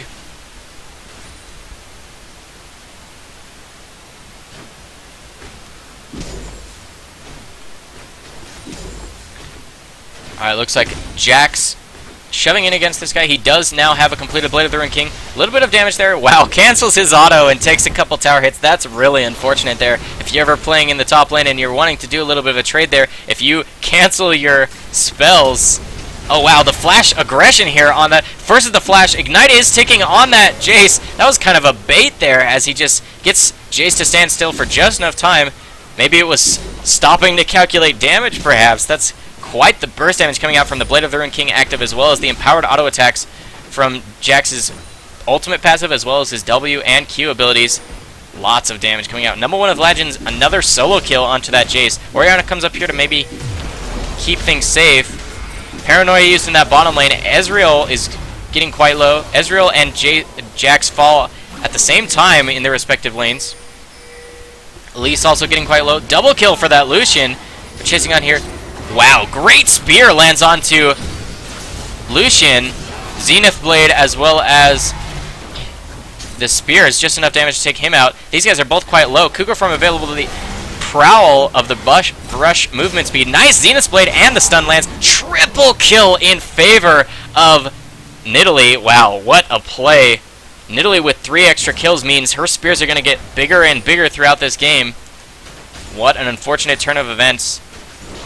But again, 11 to 11, 3 to 1 in turrets. But still, only 600 gold separates these teams, and it is in favor of Team Orbit here. Alright, Dragon is available, guys.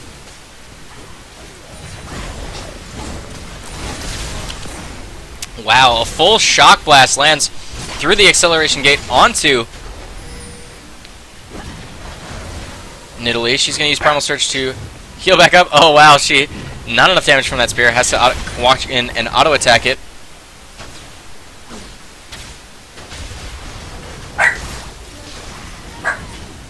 Sorry, my dog in the background is barking. Apologize. Alright, looks like this dragon is started up by blue team. They're going to be taking it out. That'll be the first dragon in favor of Orbit. Smite comes out from Nocturne to make sure that is secured for his team. Still not too much of a gold lead in favor of anybody, as Jax has no teleport and is solo pushing that top lane. Gets a turret for his troubles, might even get a second one. Nice. The spear makes Orbit cancel a couple recalls, calling out for a little bit of help in that top lane.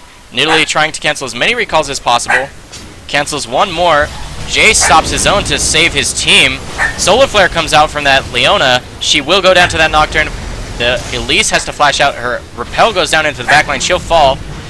The chase from Jake Ryan here, having so much damage from Feral Flare already being completed. Looks like the turret will fall as well. That's going to be 3 kills plus a turret in favor of Orbit. But 2 turrets in that top lane. The Jax pushing with a double wave now. I don't know if Orianna can actually deal with him. He takes a little bit of a poke from command attack distance.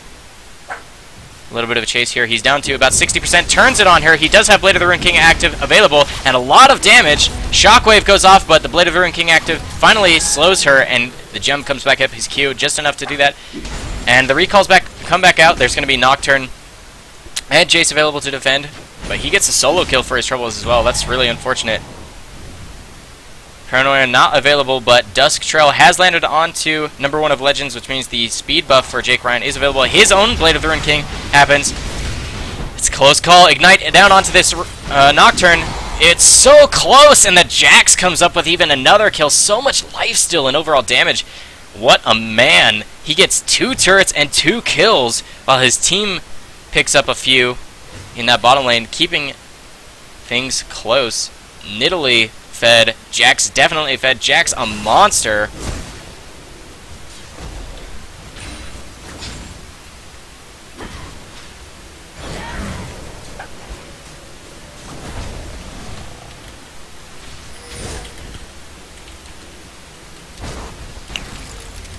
Alright, pretty close here. Elise is going to find out this Jace. She's got Leona on her tail as well. Repel comes in. There's the red buff slow from a couple autos. Solar Flare goes down. Don't know if that was necessary, but Zenith Blade will also connect. Plus the stun. Eclipse not going to also deal damage, but that's going to be a kill for free in this top lane. Will they think about Baron? Clearing out wards that might have been there. Not a lot of vision in this area for blue team. The last and final ward in that area going to be spotted out by that Leona's sweeper. Looks like a 4-man push here in the mid lane. Only 3 here to defend if you count the Nocturne with Paranoia available. Lucian on his way up. Jax recalls to finish his Triforce. Man, he's a monster at this point. Triforce and Blade of the Ruined King only 23 minutes in with full boots. That's kind of scary. Alright, Paranoia gets activated. The ultimate activated from the Alistar as well. Culling down onto the Elise. A little bit of a chase here. Red buff is available. Wow, Jax joins the fight, gets a kill on that Orianna, and turns things around. His ultimate is activated, which means he has a lot of resistances. Wow, the cow knocks the Jax into his AD carry, but Jax says, no, I'll take you down first. Wow, both of these champions really low. That's going to be 2 kills going down for blue team here. The Fear Tether goes up. Jax gets really low, but he is empowered. Wow, his empowered auto attack's doing so much damage with that Triforce and his passive. So much attack speed, so much damage. Double buffs now on that champion as well. That's a quadra kill for this Jax. 10 kills, 24 minutes into this game. He is a monster. Will he think about duoing Baron with this Nidalee or just taking another turret? Again, that attack speed, Primal Surge available. Jax, we all love that sound, do we not? Takes down a second turret. That's 4 turrets falling to the hands of this Jax. So much global gold now in favor of purple team. They're up 3k, up 1 turret. What a bloody game we've had so far, guys. What a great match. Still relatively close, guys. 3k at this point. Yeah, closer to 2ks at this point. Not too much. Not a lead that can't be overcome. Wow, the Solar Flare misses, but the stun coming out from Jax. Did you see that damage? Did you see that damage? Just so much. Orianna just gets deleted between the spear from that Nidalee as well as just the overall burst coming out from this Jax's auto attacks. little bit of Shock Blast coming out here. Lucian and Nocturne chasing out this Elise in the jungle. The culling will take her down. Spear misses. Wow, Jax becomes legendary as Jace tries to aggress. Zenith Blade misses, but there's an Ignite down onto this ulted cow. He'll be safe for sure. He has heal available. His heal. Oh wow, takes a spear to the face. He's going to have to back off now to heal on the platform. Paranoia goes down onto Jax just in time for him to be underneath the turret. And that's going to be a shutdown. 500 gold, full value. Going over to who they would want it to, the Lucian picking up that kill. A 2-for-1, 2-for-2 overall on these trades. 30 seconds on that Jax. Jax the most fed member. Not a single kill on that Ezreal. Will they think about Baron? They decide, no, we just need to protect the base. They're going to farm up their jungle. Just under 20 seconds remaining on the respawn timer for that dragon. Things go down by Purple Team saying that's probably what's next on the plate. What a close game here, guys. Only 2k gold separates these teams. We are 26 minutes into the final match of tonight's NotSoStockGaming Platinum Tournament. Dragon started up by this Elise here. Again, as I said, she's got that penetration build on top of tankiness. Spear misses because they pulled out the tether of that dragon. Smite is available by this Elise. She will complete it. The culling and Shock Blast, not going to steal it away. Interesting use of that culling. Probably not the best choice because Elise does have a % missing health execute as well as the smite available. A worthy effort, at least. Cocoon misses. If that had landed onto Orianna, you bet she'll get deleted. A little bit of a Shock Blast lands, but there's a lot of armor on that Elise. Will she get caught up? Jace gets on top of her. The flash, as well as Face of the Mountain shield activated onto that Elise. She's quite safe. Jax looking for the flank here. He has a Banshee's Veil available. He's just going to farm up these minions, get a little bit of a shove going on. Ezreal did base to buy a pickaxe. Red buff is available. We'll see who gets that. Probably the Jax here, as he'll need a little bit more damage per auto attack. And then nice true damage and slow. Ezreal just farming up this mid lane here. He doesn't have a single kill, but he is farming quite nicely, keeping at least on par with that Lucian. Double wave stacked up there in the bottom lane. Looks like Nidalee's going to clear that out. She's the most farmed member on her team. Wow. The Nocturne ult onto this Elise. She has taken so much damage already. Nice Shock Blast before the repel. She's got nowhere to go. She's going to fall right into 5 members of Orbit, and she's going to fall. That's going to get a numbers advantage in favor of Orbit. Even though they're down in gold, they've got the numbers advantage here to push on, perhaps even on an inhibitor turret. There is an Elixir of Fortitude on number 1 of Legends, Jax, and he is quite scary at this moment. And there's the Banshee's Veil coming right back up. Nidalee on this side trying to get a little bit of a poke down. Hits a minion instead of a champion. That's unfortunate. Jumps away with Cougar Farm. Staying safe. She's got blue buff to keep those spears coming. One lands. No, it does not. Would have been a max range onto the back of that cow. And a pause comes out. Would be interesting. We did not hear a disconnect or anything like that. It's okay. They are entitled to pauses throughout these games.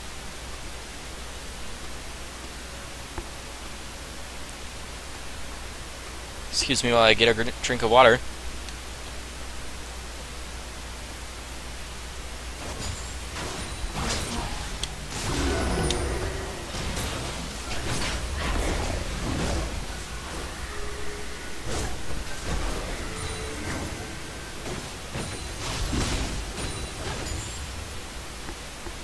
Alright, here we are.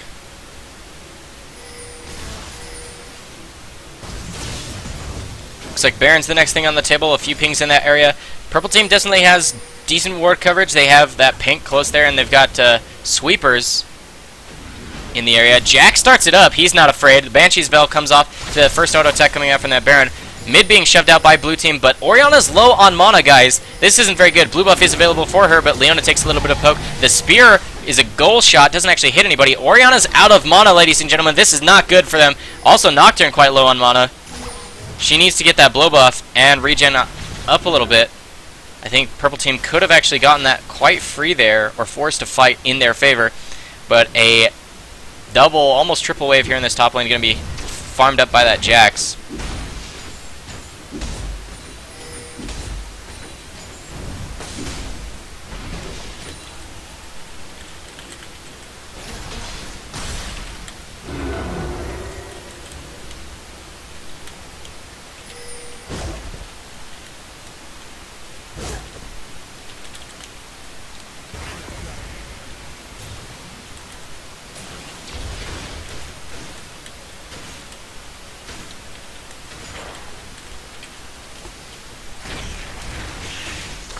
Alright, here we are, a little bit of a lull as the Baron wasn't actually taken by either team there.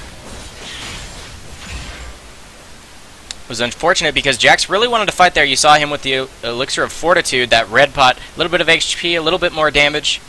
He's also got that Banshee's Veil. He's now building that Warden's Mail as well as Giant's Mail, probably into a Randuin's Omen here, to be able to dive the backline a little bit better and slow people up for his team.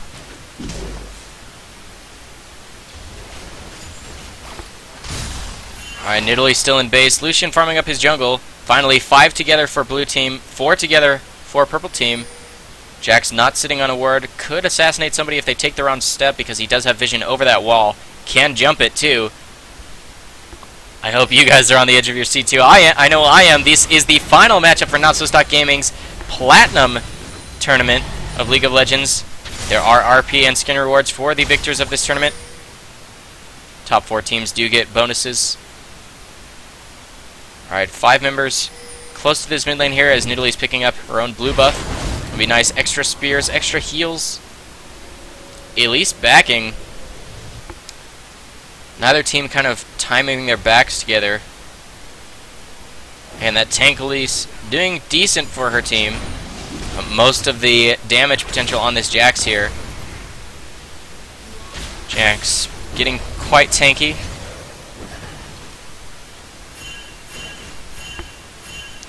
Careful pings coming out from blue team here.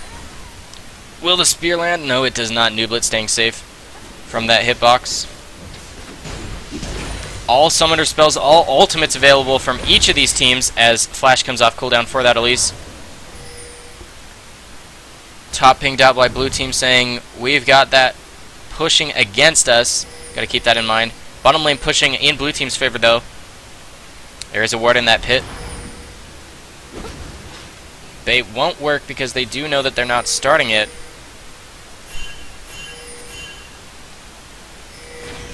Alright, Jackson and Elise decide, well, we might as well just go for it. That attack speed buff comes out from that Ezreal. They will start it up.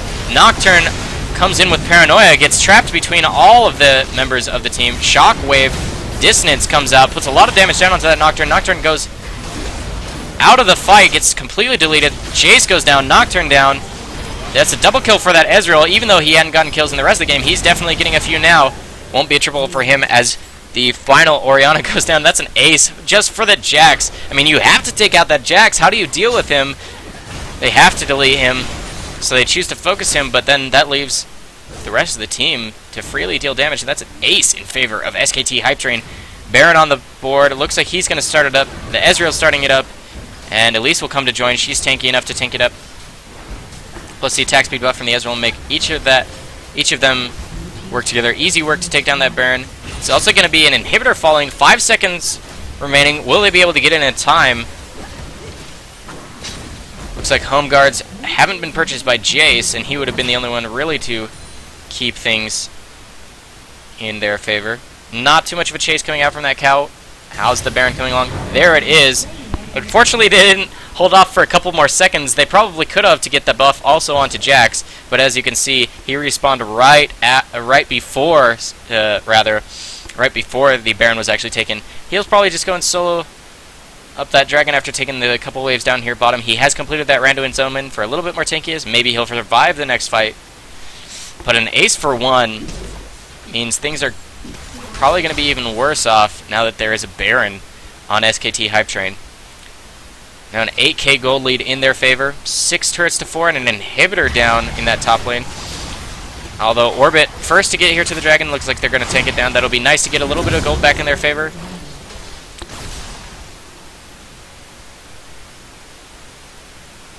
Alright, top lane pushing with that super minion. Going to need somebody to go and protect that. Orianna going to go pick up her blue. All the recalls coming out to spend all the gold from those previous engagements, all the tower kills, as well as the Baron gold being spent up by their team there. Deathcat completed by Nidalee on top of Void Staff, Zhanya's, Sork Boots, and Athene's. Those spears, like probably just one of those, will send away this no magic resist Jace, no magic resist Lucian, and no magic resist items on the cow either. That's a lot of damage. There's so much regen available from this from the Baron buff that shock blasts aren't even seeming to do much, especially with the armor that's in the Seeker's arm guard part of that build path for Hourglass. See, even on what we would say would be the tank for blue team, he's taking so much pain from those spears. Alright, a little bit of push. Looks like Jax dives the backline as the turret does fall. Jax down to half before he pops his ultimate. Shockwave hits 3 members. Ezreal down to half. Jax down to half. The heal coming out onto that Ezreal. The attack speed buff. Leona gets the final kill credit onto that Nocturne as Orianna gets trapped between 4. The cow gets away with no HP. Well, not no HP, but very little HP. Leona just going to tank up this turret as it goes down to the attack speed of that Jax. Love that sound. A little bit of a fight here. Wow, what is that positioning by that Lucian? He's in between the entire purple team. Godlike for that Nidalee.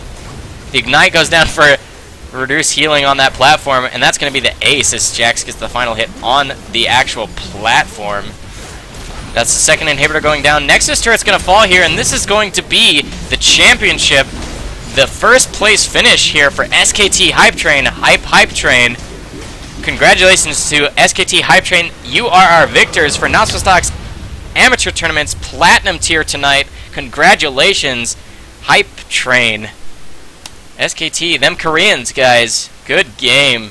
What a close one for most of that game, but ends up ending in favor of SKT Hype Train. Congratulations, they are our victors.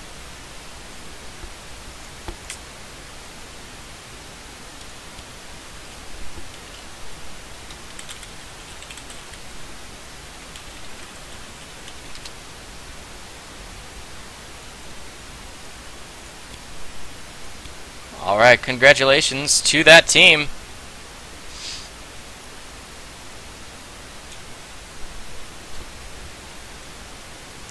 Thanks for joining us so far, guys. This has been NotSoStockGaming's Platinum Tournament of League of Legends. We do have a tier for each day of the week.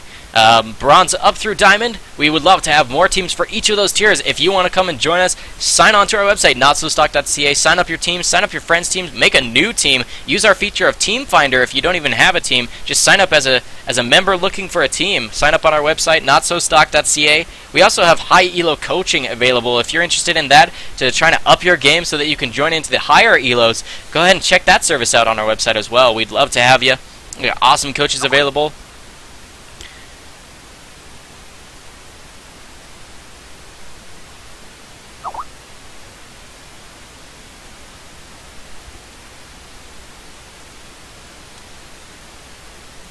Looks like that third place match is underway at this time.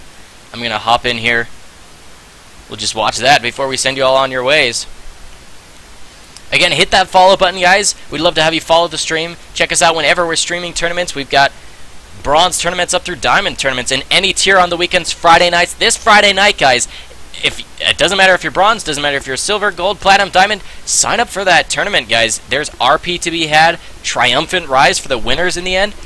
And that's pretty sweet pickup for anybody. Just sign up your team, make a team, get ranked in time for Friday, and we can have you join us for that tournament. Any tier this Friday coming up. We would love to have you. And if you're Diamond, join us tomorrow for our Diamond tournament. Looks like we're in a pause in this game. Again, congratulations. We do have our winners of tonight's tournament. It was Team SKT Hype Train took that first place finish. This is just the third place match that I figured we would have you guys get a little bit more entertainment in for the night, because we did have a relatively short stream so far. Again, this is Team TSG versus Team Mons Demonium. TSG versus Mons Demonium for that third place finish.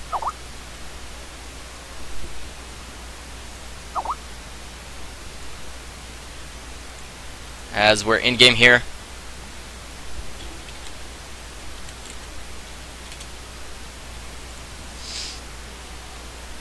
Again, thanks for joining us so far, guys. We love having you spectate. If there's any feedback at all that you guys can give us, go ahead and post that in the Twitch chat. I've had such a great time streaming for you guys thus far. I love doing this for you guys, but I would love to have your feedback. Tell me what I can do better to cast this better for you guys, and let us know as NotSoStock, as an organization, how we can make this a better experience for all of you as spectators, as players, as teams. Let us know. We love your feedback. Again, you can follow us on Twitter at NotSoStockGaming. You can also follow me personally on Twitter at TheImpossible with ones instead of I's, the way it's spelled in client as well as on the stream. You can follow us on Facebook and check us out on Facebook. Check me out on Facebook as well as on Twitter. Bizarrex, thanks for your concern. I do drink a little bit of water in between games. Of course, it's a lot of talking to do solo casting, but I love it. I love it, and I love you guys. I love that you join us for this. Seriously, hit that follow button. Follow us on this stream. Follow me on my own stream. I love to stream for you guys, and I love to just be an entertainer. Help me do what I do, and follow the stream, guys. Check us out every time that we're streaming.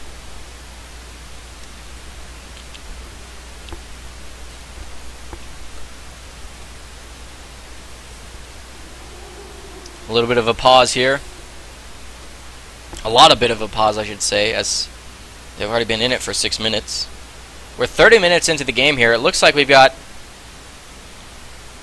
a little bit of a gold lead in favor of purple team here.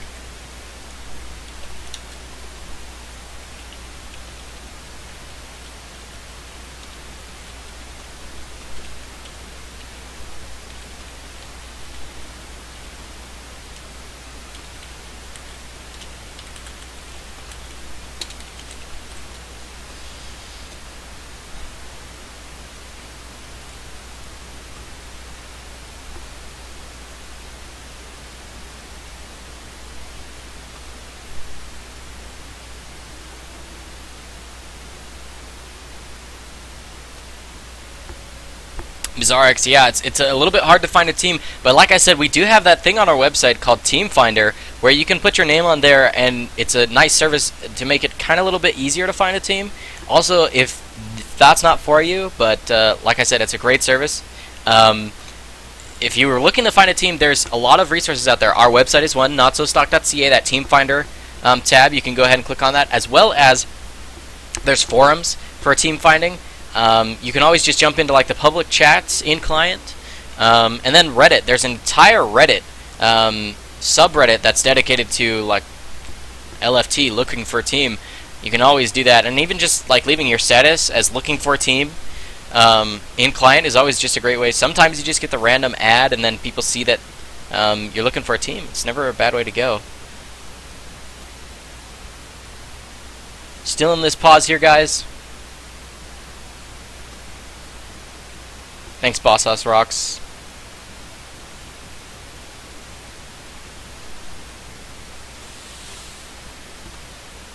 Still in that pause here. Alright, looks like we're going to get back into the game here. Baron has been taken by somebody. Looks like it's off. Uh-oh, there's a bug on my client where it says... Okay, there we go. We're in a game here. Looks like Baron wasn't taken. It was invisible while we were in the pause, but it is available now and live. A minute and a half towards that dragon. Renekton super tanky with a Thornmail on his back. Move these around here so I have a little bit better of a look of how things have gone out.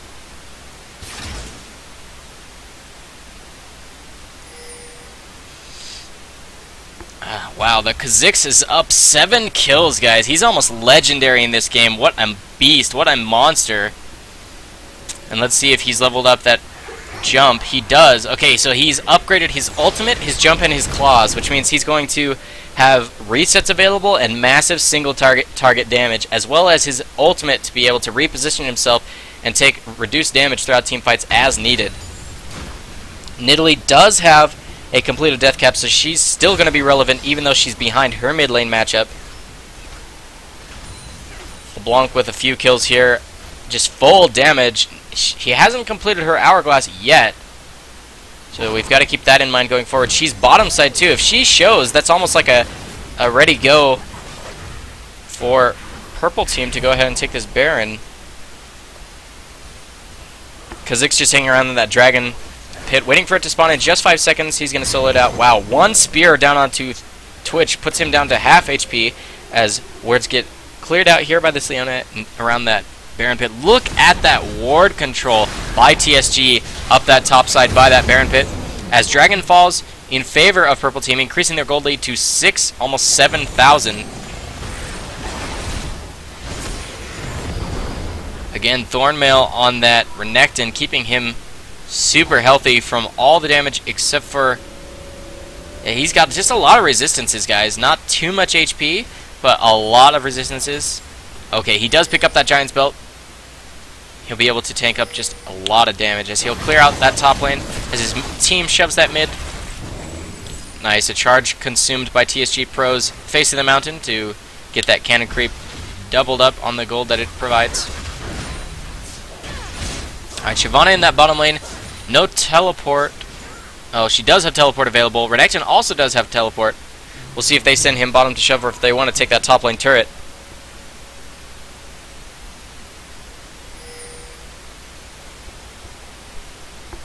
Again, massive ward coverage. Awesome ward coverage.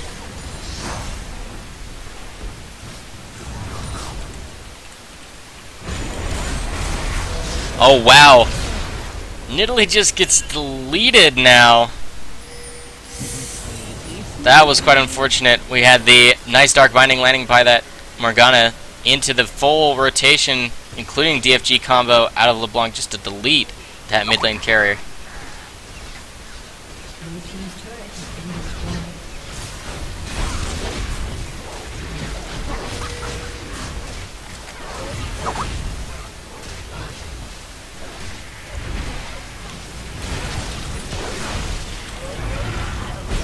Teleport comes in here from the Renekton, but nothing doing from either team. Uh-oh. We've got an Oracle on that Kha'Zix. He's going to see Twitch as he becomes... Wow, the stun lands on 2 there. The spell shield not early enough.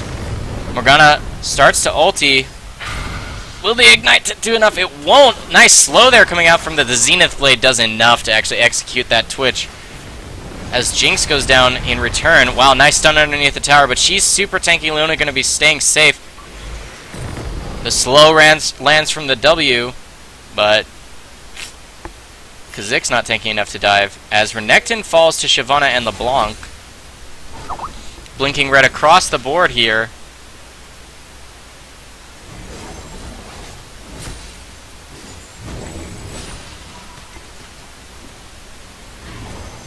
A lot of damage going out into this bottom lane turret with a couple waves having already been hammering on it and another wave to come with a cannon. But Nidalee coming over to clear it up. Red buff is available for each of these teams. Kha'Zix's going to go and take his.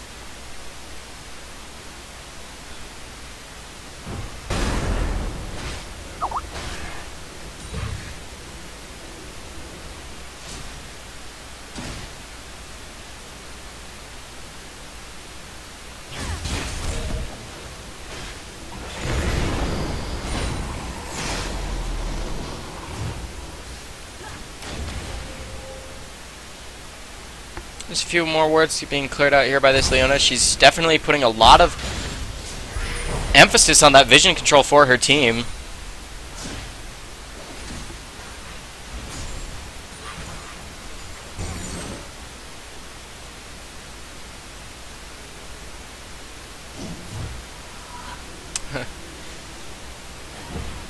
It's an awesome skin. I like that. Oh wow, Dark Binding lands onto the Renekton, but the Ethereal Chains doesn't actually stay connected. They choose not to actually continue their aggression. And it's funny, with all of that happening, he doesn't actually take much damage. I mean, the mines, the chompers coming out from the Jinx right in front of him did a lot to sway the aggression. But TSG believes Nidalee quite low on mana. She's going to want to base here. There she goes with that recall. Blue buff is available for that Nidalee. She'll probably grab it after she respawns in that base. She picks up an early Negatron close to make sure she can't get deleted again as she did last time by that LeBlanc. Blue buff started up by that Kha'Zix. Wow, he won't be able to complete it. Looks like it's going to be stolen away here. Given probably over to that LeBlanc.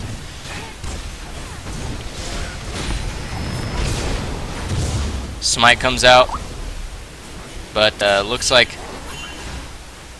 Kha'Zix in a bad spot here. He does have an Oracle. Catches out the... Oh, Ethereal Chains does connect, but the jump was available. Dragon's Descent misses. Gets a little bit of Flame's Breath over the wall.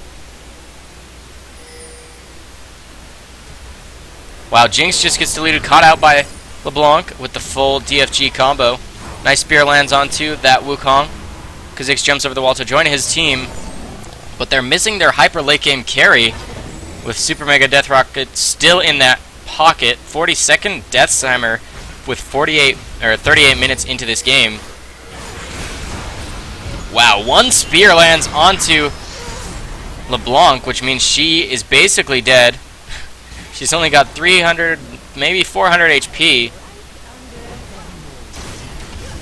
Wukong gets caught. The stun goes down onto the clone, but Twitch alone against a Kha'Zix. Rest in peace. Rest in pieces. Rest in Pepperino, that super team created by the European monsters. Alright, Baron on the table is finally pinged out here.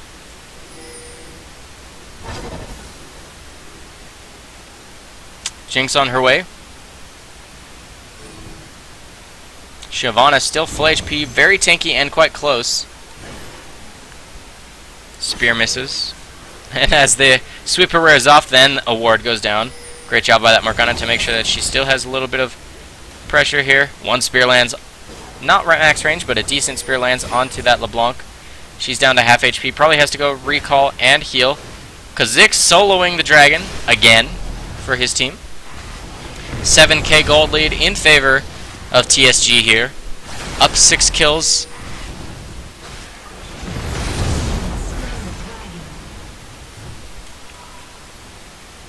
We'll see what happens here.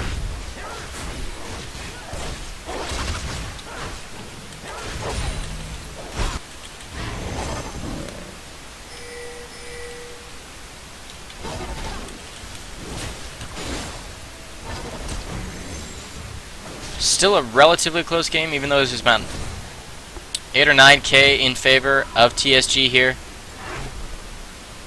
But map pressure pretty much equal. There's a lot of all-in potential. Wow, if that Ethereal Chains had have connected on top of that DFG, that Nidalee might have been enough to take out Nidalee. Oh, she almost distorted into that spear there. That would have been devastating to her team.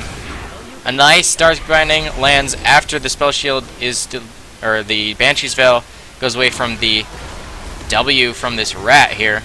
Looks like Blue Vest's gonna get stolen over, given away to that Nidalee. Wow, the stun right onto Twitch here, as Leona just gets deleted because she's in the middle of it all.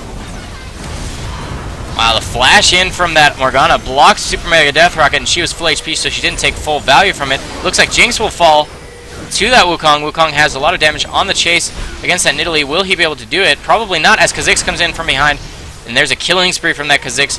3 members still remaining, including a full health jungler, plus somebody with a heal. And the tanky. There can just 2-man this here, as Nidalee's going to go and clear out that top lane. Only 2 remaining members are the Shyvana and the LeBlanc. LeBlanc could come in here as, if you did not know, Baron applies a magic resist debuff, makes you take more damage from magic, take extra magic damage. She's trying to burst out the Baron, and whoa, she does! Smite was available by this Kha'Zix, but she bursts out the Baron right in front of him. Holy crap, TSG Gomu probably getting hell from his team for that play. LeBlanc stealing the Baron, guys. right underneath the nose of the jungler, plus a Renekton, and smite available. What a misplay by that Kha'Zix. Oh, and he has single target execute damage as well. That was painful to watch. A little bit of aggression, a little bit of a tussle between the top laners, but not too much happening. Baron buff ends up being on only Shyvana, because she was the only one alive at the time. Because, I mean, LeBlanc did get the buff, but then ends up dying and losing the buff. And most of the enemy, most of blue team had not respawned at that time.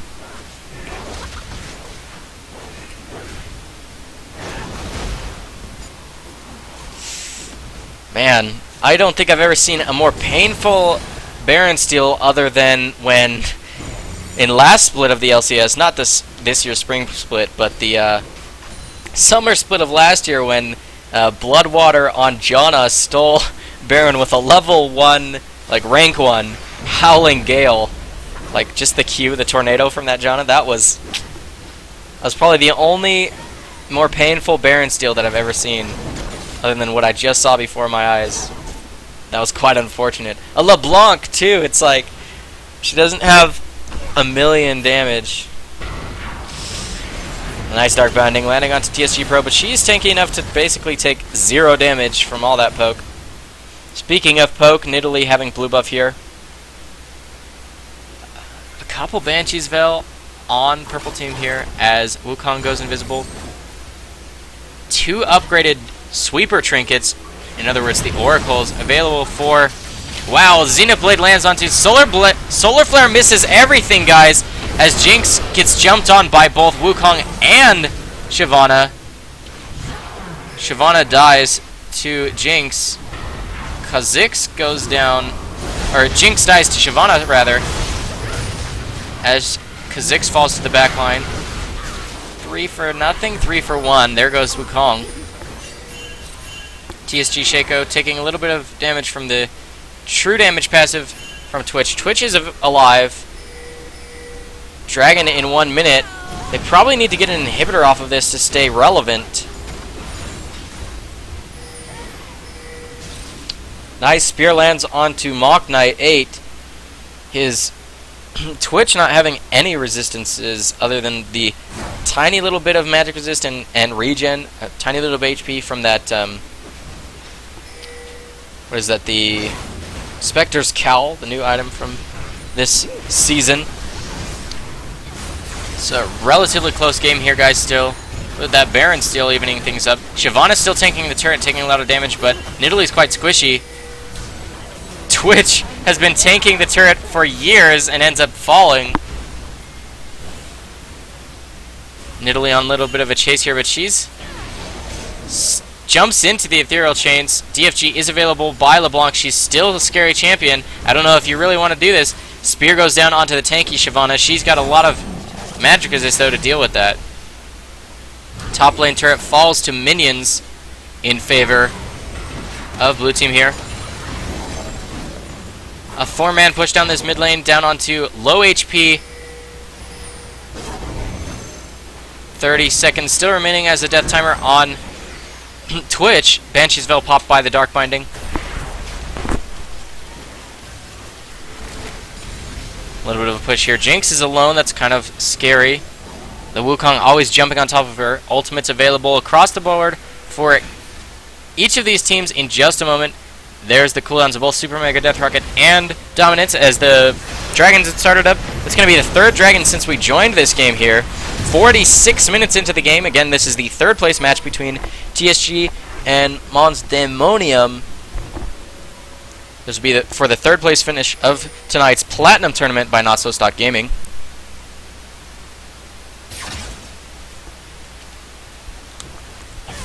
Alright, blue buff going over here to this LeBlanc. She'll have a little bit more mana regen and a little bit more CDR to get a few more rotations in of her spells. Baron spawning in just a couple minutes. We'll see if it goes to that. Neither team breaking the walls of the base quite yet. Couple outer turrets with one outer turret, or I should say inner turret, but towers outside the base for each of these teams respectively.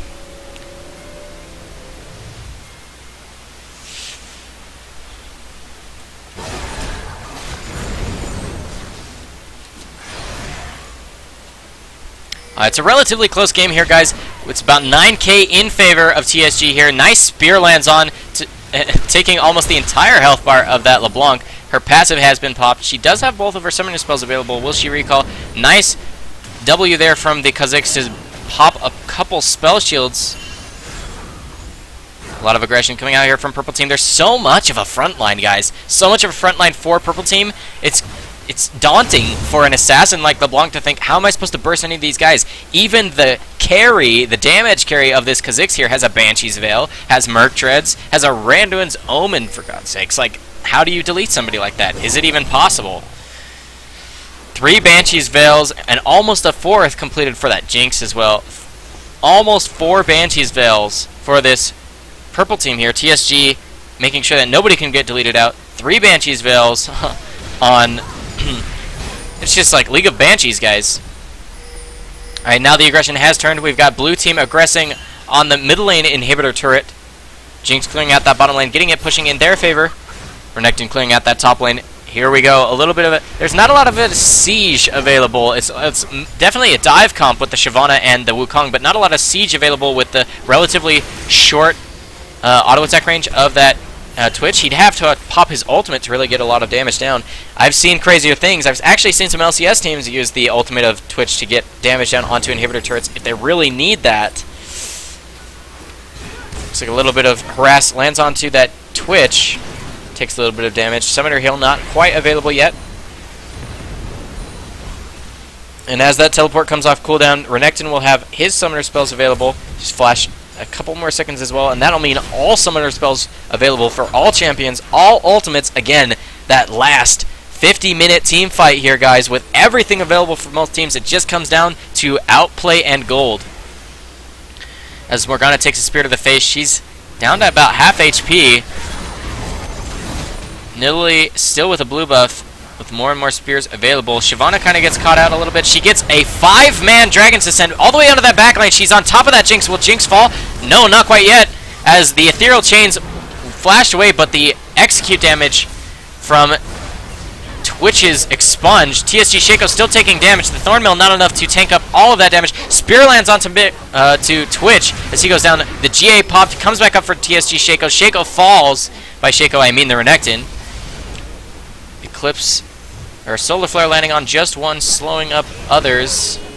Not slowing up others. We got a 4-man push here as LeBlanc will recall, but only 2 members available and not a lot in their kits available to keep things safe. That's going to be an inhibitor following. Will there be more? With still 30 seconds remaining on 2 of the carries. Wow, nice spear coming out there. Just deleting Morgana. Look at that, 60 seconds, sorry, a full minute death timer on that Morgana. Even though an inhibitor's fallen, that might actually give it a little bit of a, you know, you have like a 30-second window when it's still going to be a 5v4. Why did you not stop that base? I'm not sure. An interesting choice to not actually cancel the recall. Baron has respawned, guys. A minute and a half on that dragon. Now it's down to about a 6.5 gold lead, 6.5k gold lead in favor of Purple Team. Their tank line's getting deleted, I suppose, by the Infinity Edge Blade of the Ruined King. There's not too much attack speed on that Twitch, so it'll be interesting what he chooses to... I would actually... This would be one of those games where if I was on Twitch's team, I'd be like, hey, buddy, you might actually want to think about a Zephyr in place of your boots. Our base is intact. We got a pause coming out here, guys. I'm not sure what it's for. Haven't heard a disconnect yet, but it might be some lag.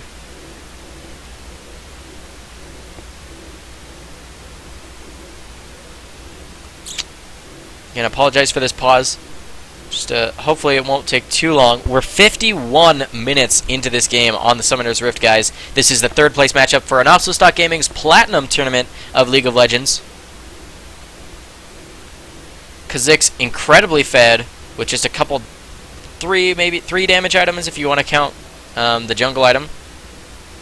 I probably would. So 3 damage items, a couple defensive Merc Treads across a couple champions here on purple team. We've got 6-item builds for most of these guys as the pause ends finally here. Again, 51 minutes in, Baron's available, but an inhibitor has been taken in favor of blue team here.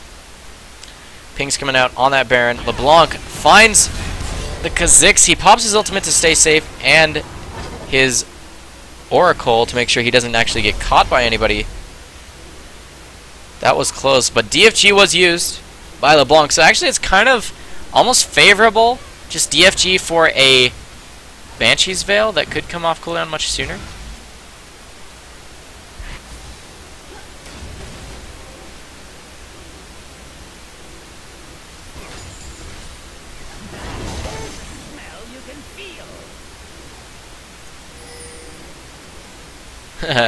Nice little bit of a image posted in chat there. Seems like because we're 52 minutes into a game, some people were like, hold on, pause it for a second. I gotta use the John. Wow, we had a recall there from the Jinx. She's not even close to the Baron pit. Blue team could start it up here. It could be pretty close. Banshee's Veil popped by that Dark Binding. Banshee's Veil popped by Sigil of Silence. Kha'Zix in the top lane, so it's a 5v4 as far as what's right here. Renekton does have teleport. They might want to think about sending him bottom lane, as there is quite a push from minions down there. Teleport is available by Shyvana as well. They might think about her splitting. Maybe not. Nice spear lands onto Morgana. She's down to about 60%, 70% HP. Such a close game, guys. 53 minutes in. It doesn't matter that there's so much of a gold lead, as most people are already 6 items. So gold on top of 6 items doesn't really mean anything other than consumables, which most people don't have the luxury of basing for. Super minions are knocking on the base here. Just the one. And minions taking down this bottom lane turret as well. Recall's coming out. Looks like this Baron's gonna be started up here by that Wukong. There we go. The Banshee's Veils are gonna fall because they're in this pit. But look at that. Baron getting deleted here. Already down to half HP, even though it's been only a couple seconds. Okay, blue team pulls off here. Wukong gets inside the middle of the team, pops up 3. There's Dragon's Descent on there as Wukong finally does fall, but Leona gets the kill, gets killed off in the backline, keeping people away from his carries. That's a 1 for 2 in favor of TSG here. The inhibitor respawning soon for TSG. Uh-oh. DFG is available and she's in vision. Will she get deleted here? Ethereal Chains doesn't land. Oh, so close here. Alright, let's see if LeBlanc can steal the Baron on top of this Kha'Zix here. Kha'Zix does have smite, but what happened last time? Alright, finally does smite it for the secure. Man, that last Baron steal. Game should have ended before. Alright, still 30 seconds or more when the death timers for the champions that are missing for blue team here. 29 to 23, 88k to 79k.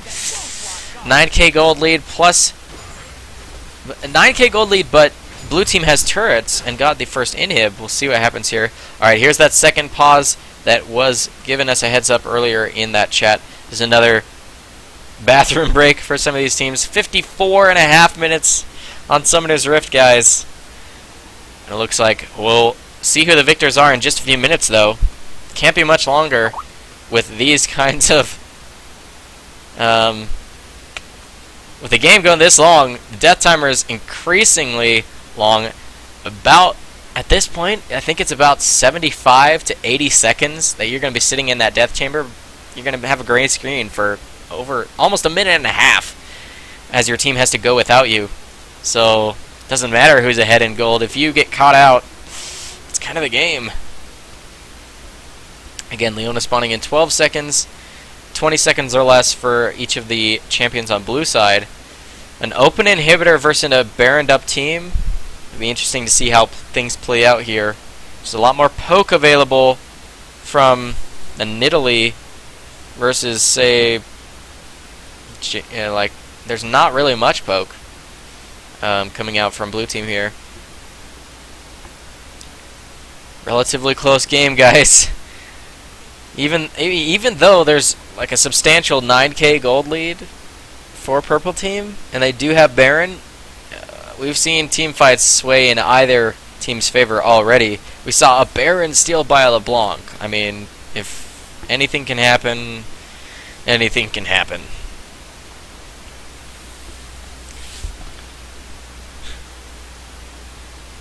Alright, play does resume in just a few seconds here.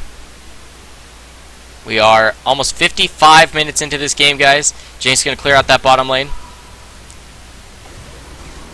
Really close match.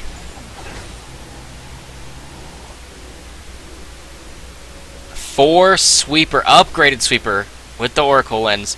4 upgraded sweepers on purple team's side here. Looks like they really want to make sure they catch the invisible champions as they join. Oh boy.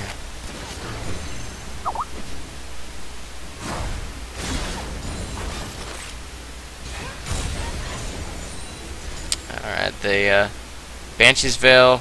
There's no Banshee's Veil on 2 of the 5 members, but 4 Banshee's Veils on purple side. Nobody wanting to get deleted by anything. Nice dodge out there of the zap by that Wukong. Kha'Zix in the top lane with no teleport. We haven't seen a lot of teleport usage by these teams, probably for good reason. Like, you can only split push for so long before your team will need you 100%. GA is back up on that Renekton, off cooldown, and his Banshee's Veil is coming back in just a moment. Full tank Renekton, though.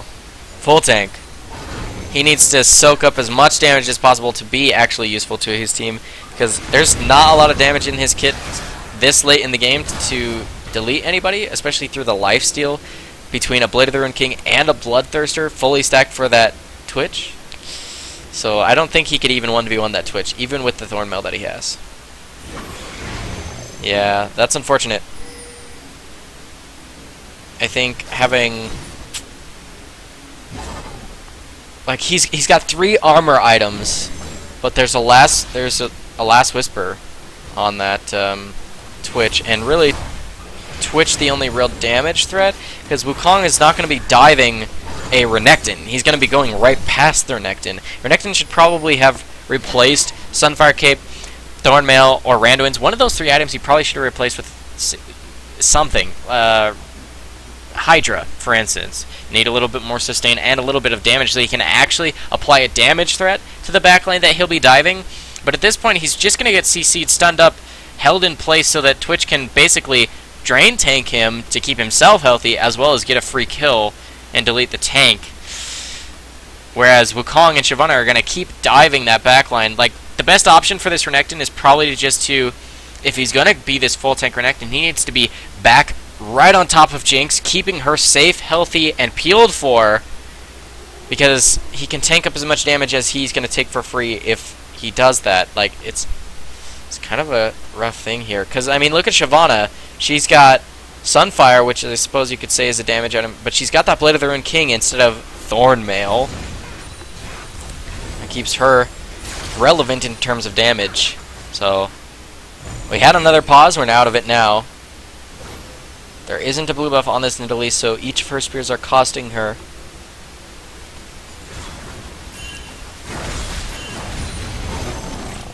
Alright, a 5-man sack here in that mid lane. Nice spear lands onto Morgana. As Shyvana comes around the side, she gets Dragon Descent onto Nidalee and Jinx. Really close here. The Wukong ultimate on top of her. TSG Chaos trying to tank up as much as he can. Nice peel there. There we go. See, the Renekton was diving that backline, but there was enough peel between the rest of the 4 members of Purple Team here. A little bit of an Ethereal Chains gets stunned up onto that. Kha'Zix deletes Morgana as one spear will finish off that LeBlanc. Only Twitch remaining, but Jinx was removed. I'm pretty sure that's going to be game, guys, as you won't need Jinx to take down these turrets if you've got 4 people.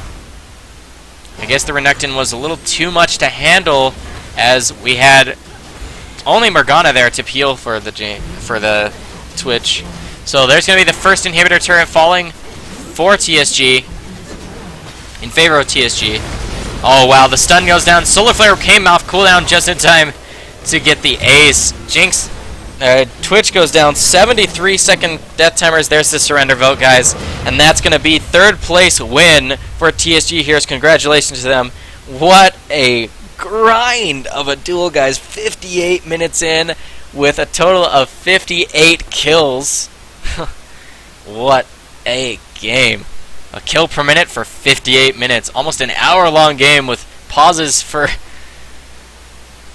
bathroom breaks. Like, I don't blame them. What a game. Congratulations for TSG. They are third place finish for NotSoStockGaming's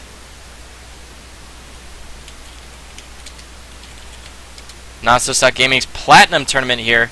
Again, thanks so much for joining us, guys. We've had a blast thus far. It's been way fun having you join us. I've had such a great time, shoutcasting for you guys, streaming for you guys. On behalf of NotSoStockGaming, I am Impossible. I'd love to thank you for joining us. Hit that follow button on this stream. Follow me on my stream. We'd love to have you join us throughout the week. Again, we have a tournament for each tier: bronze, platinum, gold, silver, diamond, and even in any tier Friday evenings on that weekend, just to have a lot of fun.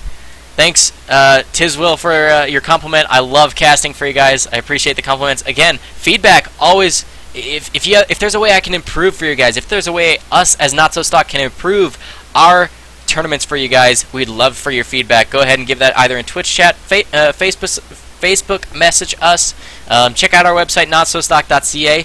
We have a couple resources there. If you guys want to up your game, there's a coaching, high elo coaching available. I am one of those coaches. I am Diamond myself, and I am available at the time. I am available as one of those high elo coaches if you want to sign up on our website. And then there's also that Team Finder feature on our website. Go ahead and sign up on there if you're looking for a team and you want to get involved in these tournaments. There's RP to be won. There's the Triumphant Rise skin available for the winning team of each of our separate tier tournaments. And also mark your calendars for this weekend, guys. We're going to have on Saturday a ARAM for Autism event that we'd love to have you join for. Unfortunately, I will be busy that weekend and not be able to cast it for you, but we'd love to have you participate.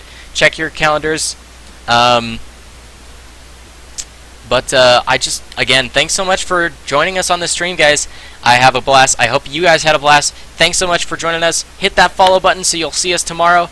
We're trying to put together a few more teams for that Diamond tournament because we need a minimum number of teams to join us. So if you have a Diamond team and you have not signed up, please, please, please sign up on our website. Contact one of our admins through Facebook, through the Twitch chat, something. We need a few more teams to make sure that tomorrow's tournament does happen for the Diamond tier. We might even consider bringing in some of the Platinum teams from today. If you would love to join us, again, sign up on that website. If you have friends that you know are Diamond and they have a team, tell them, hey, if you want to win some free RP, if you're really that good, come and play in our tournament. Win some RP, win Triumphant Rise. Thanks so much for joining us, guys. It's been a blast. We had some great games. We had some requests in the Twitch chat for just like some viewer games. I'll go ahead and do those on my stream. If you want to head over, twitch.tv/theimpossible.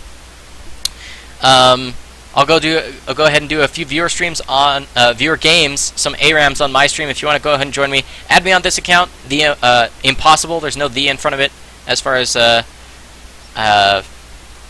League of Legends goes. Go ahead and join me, add me. I'll accept. I have no qualms.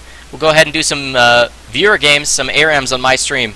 I'll meet you there, guys. Again, thanks so much for joining us. On behalf of NotSoStockGaming, I am Impossible. Have a great night.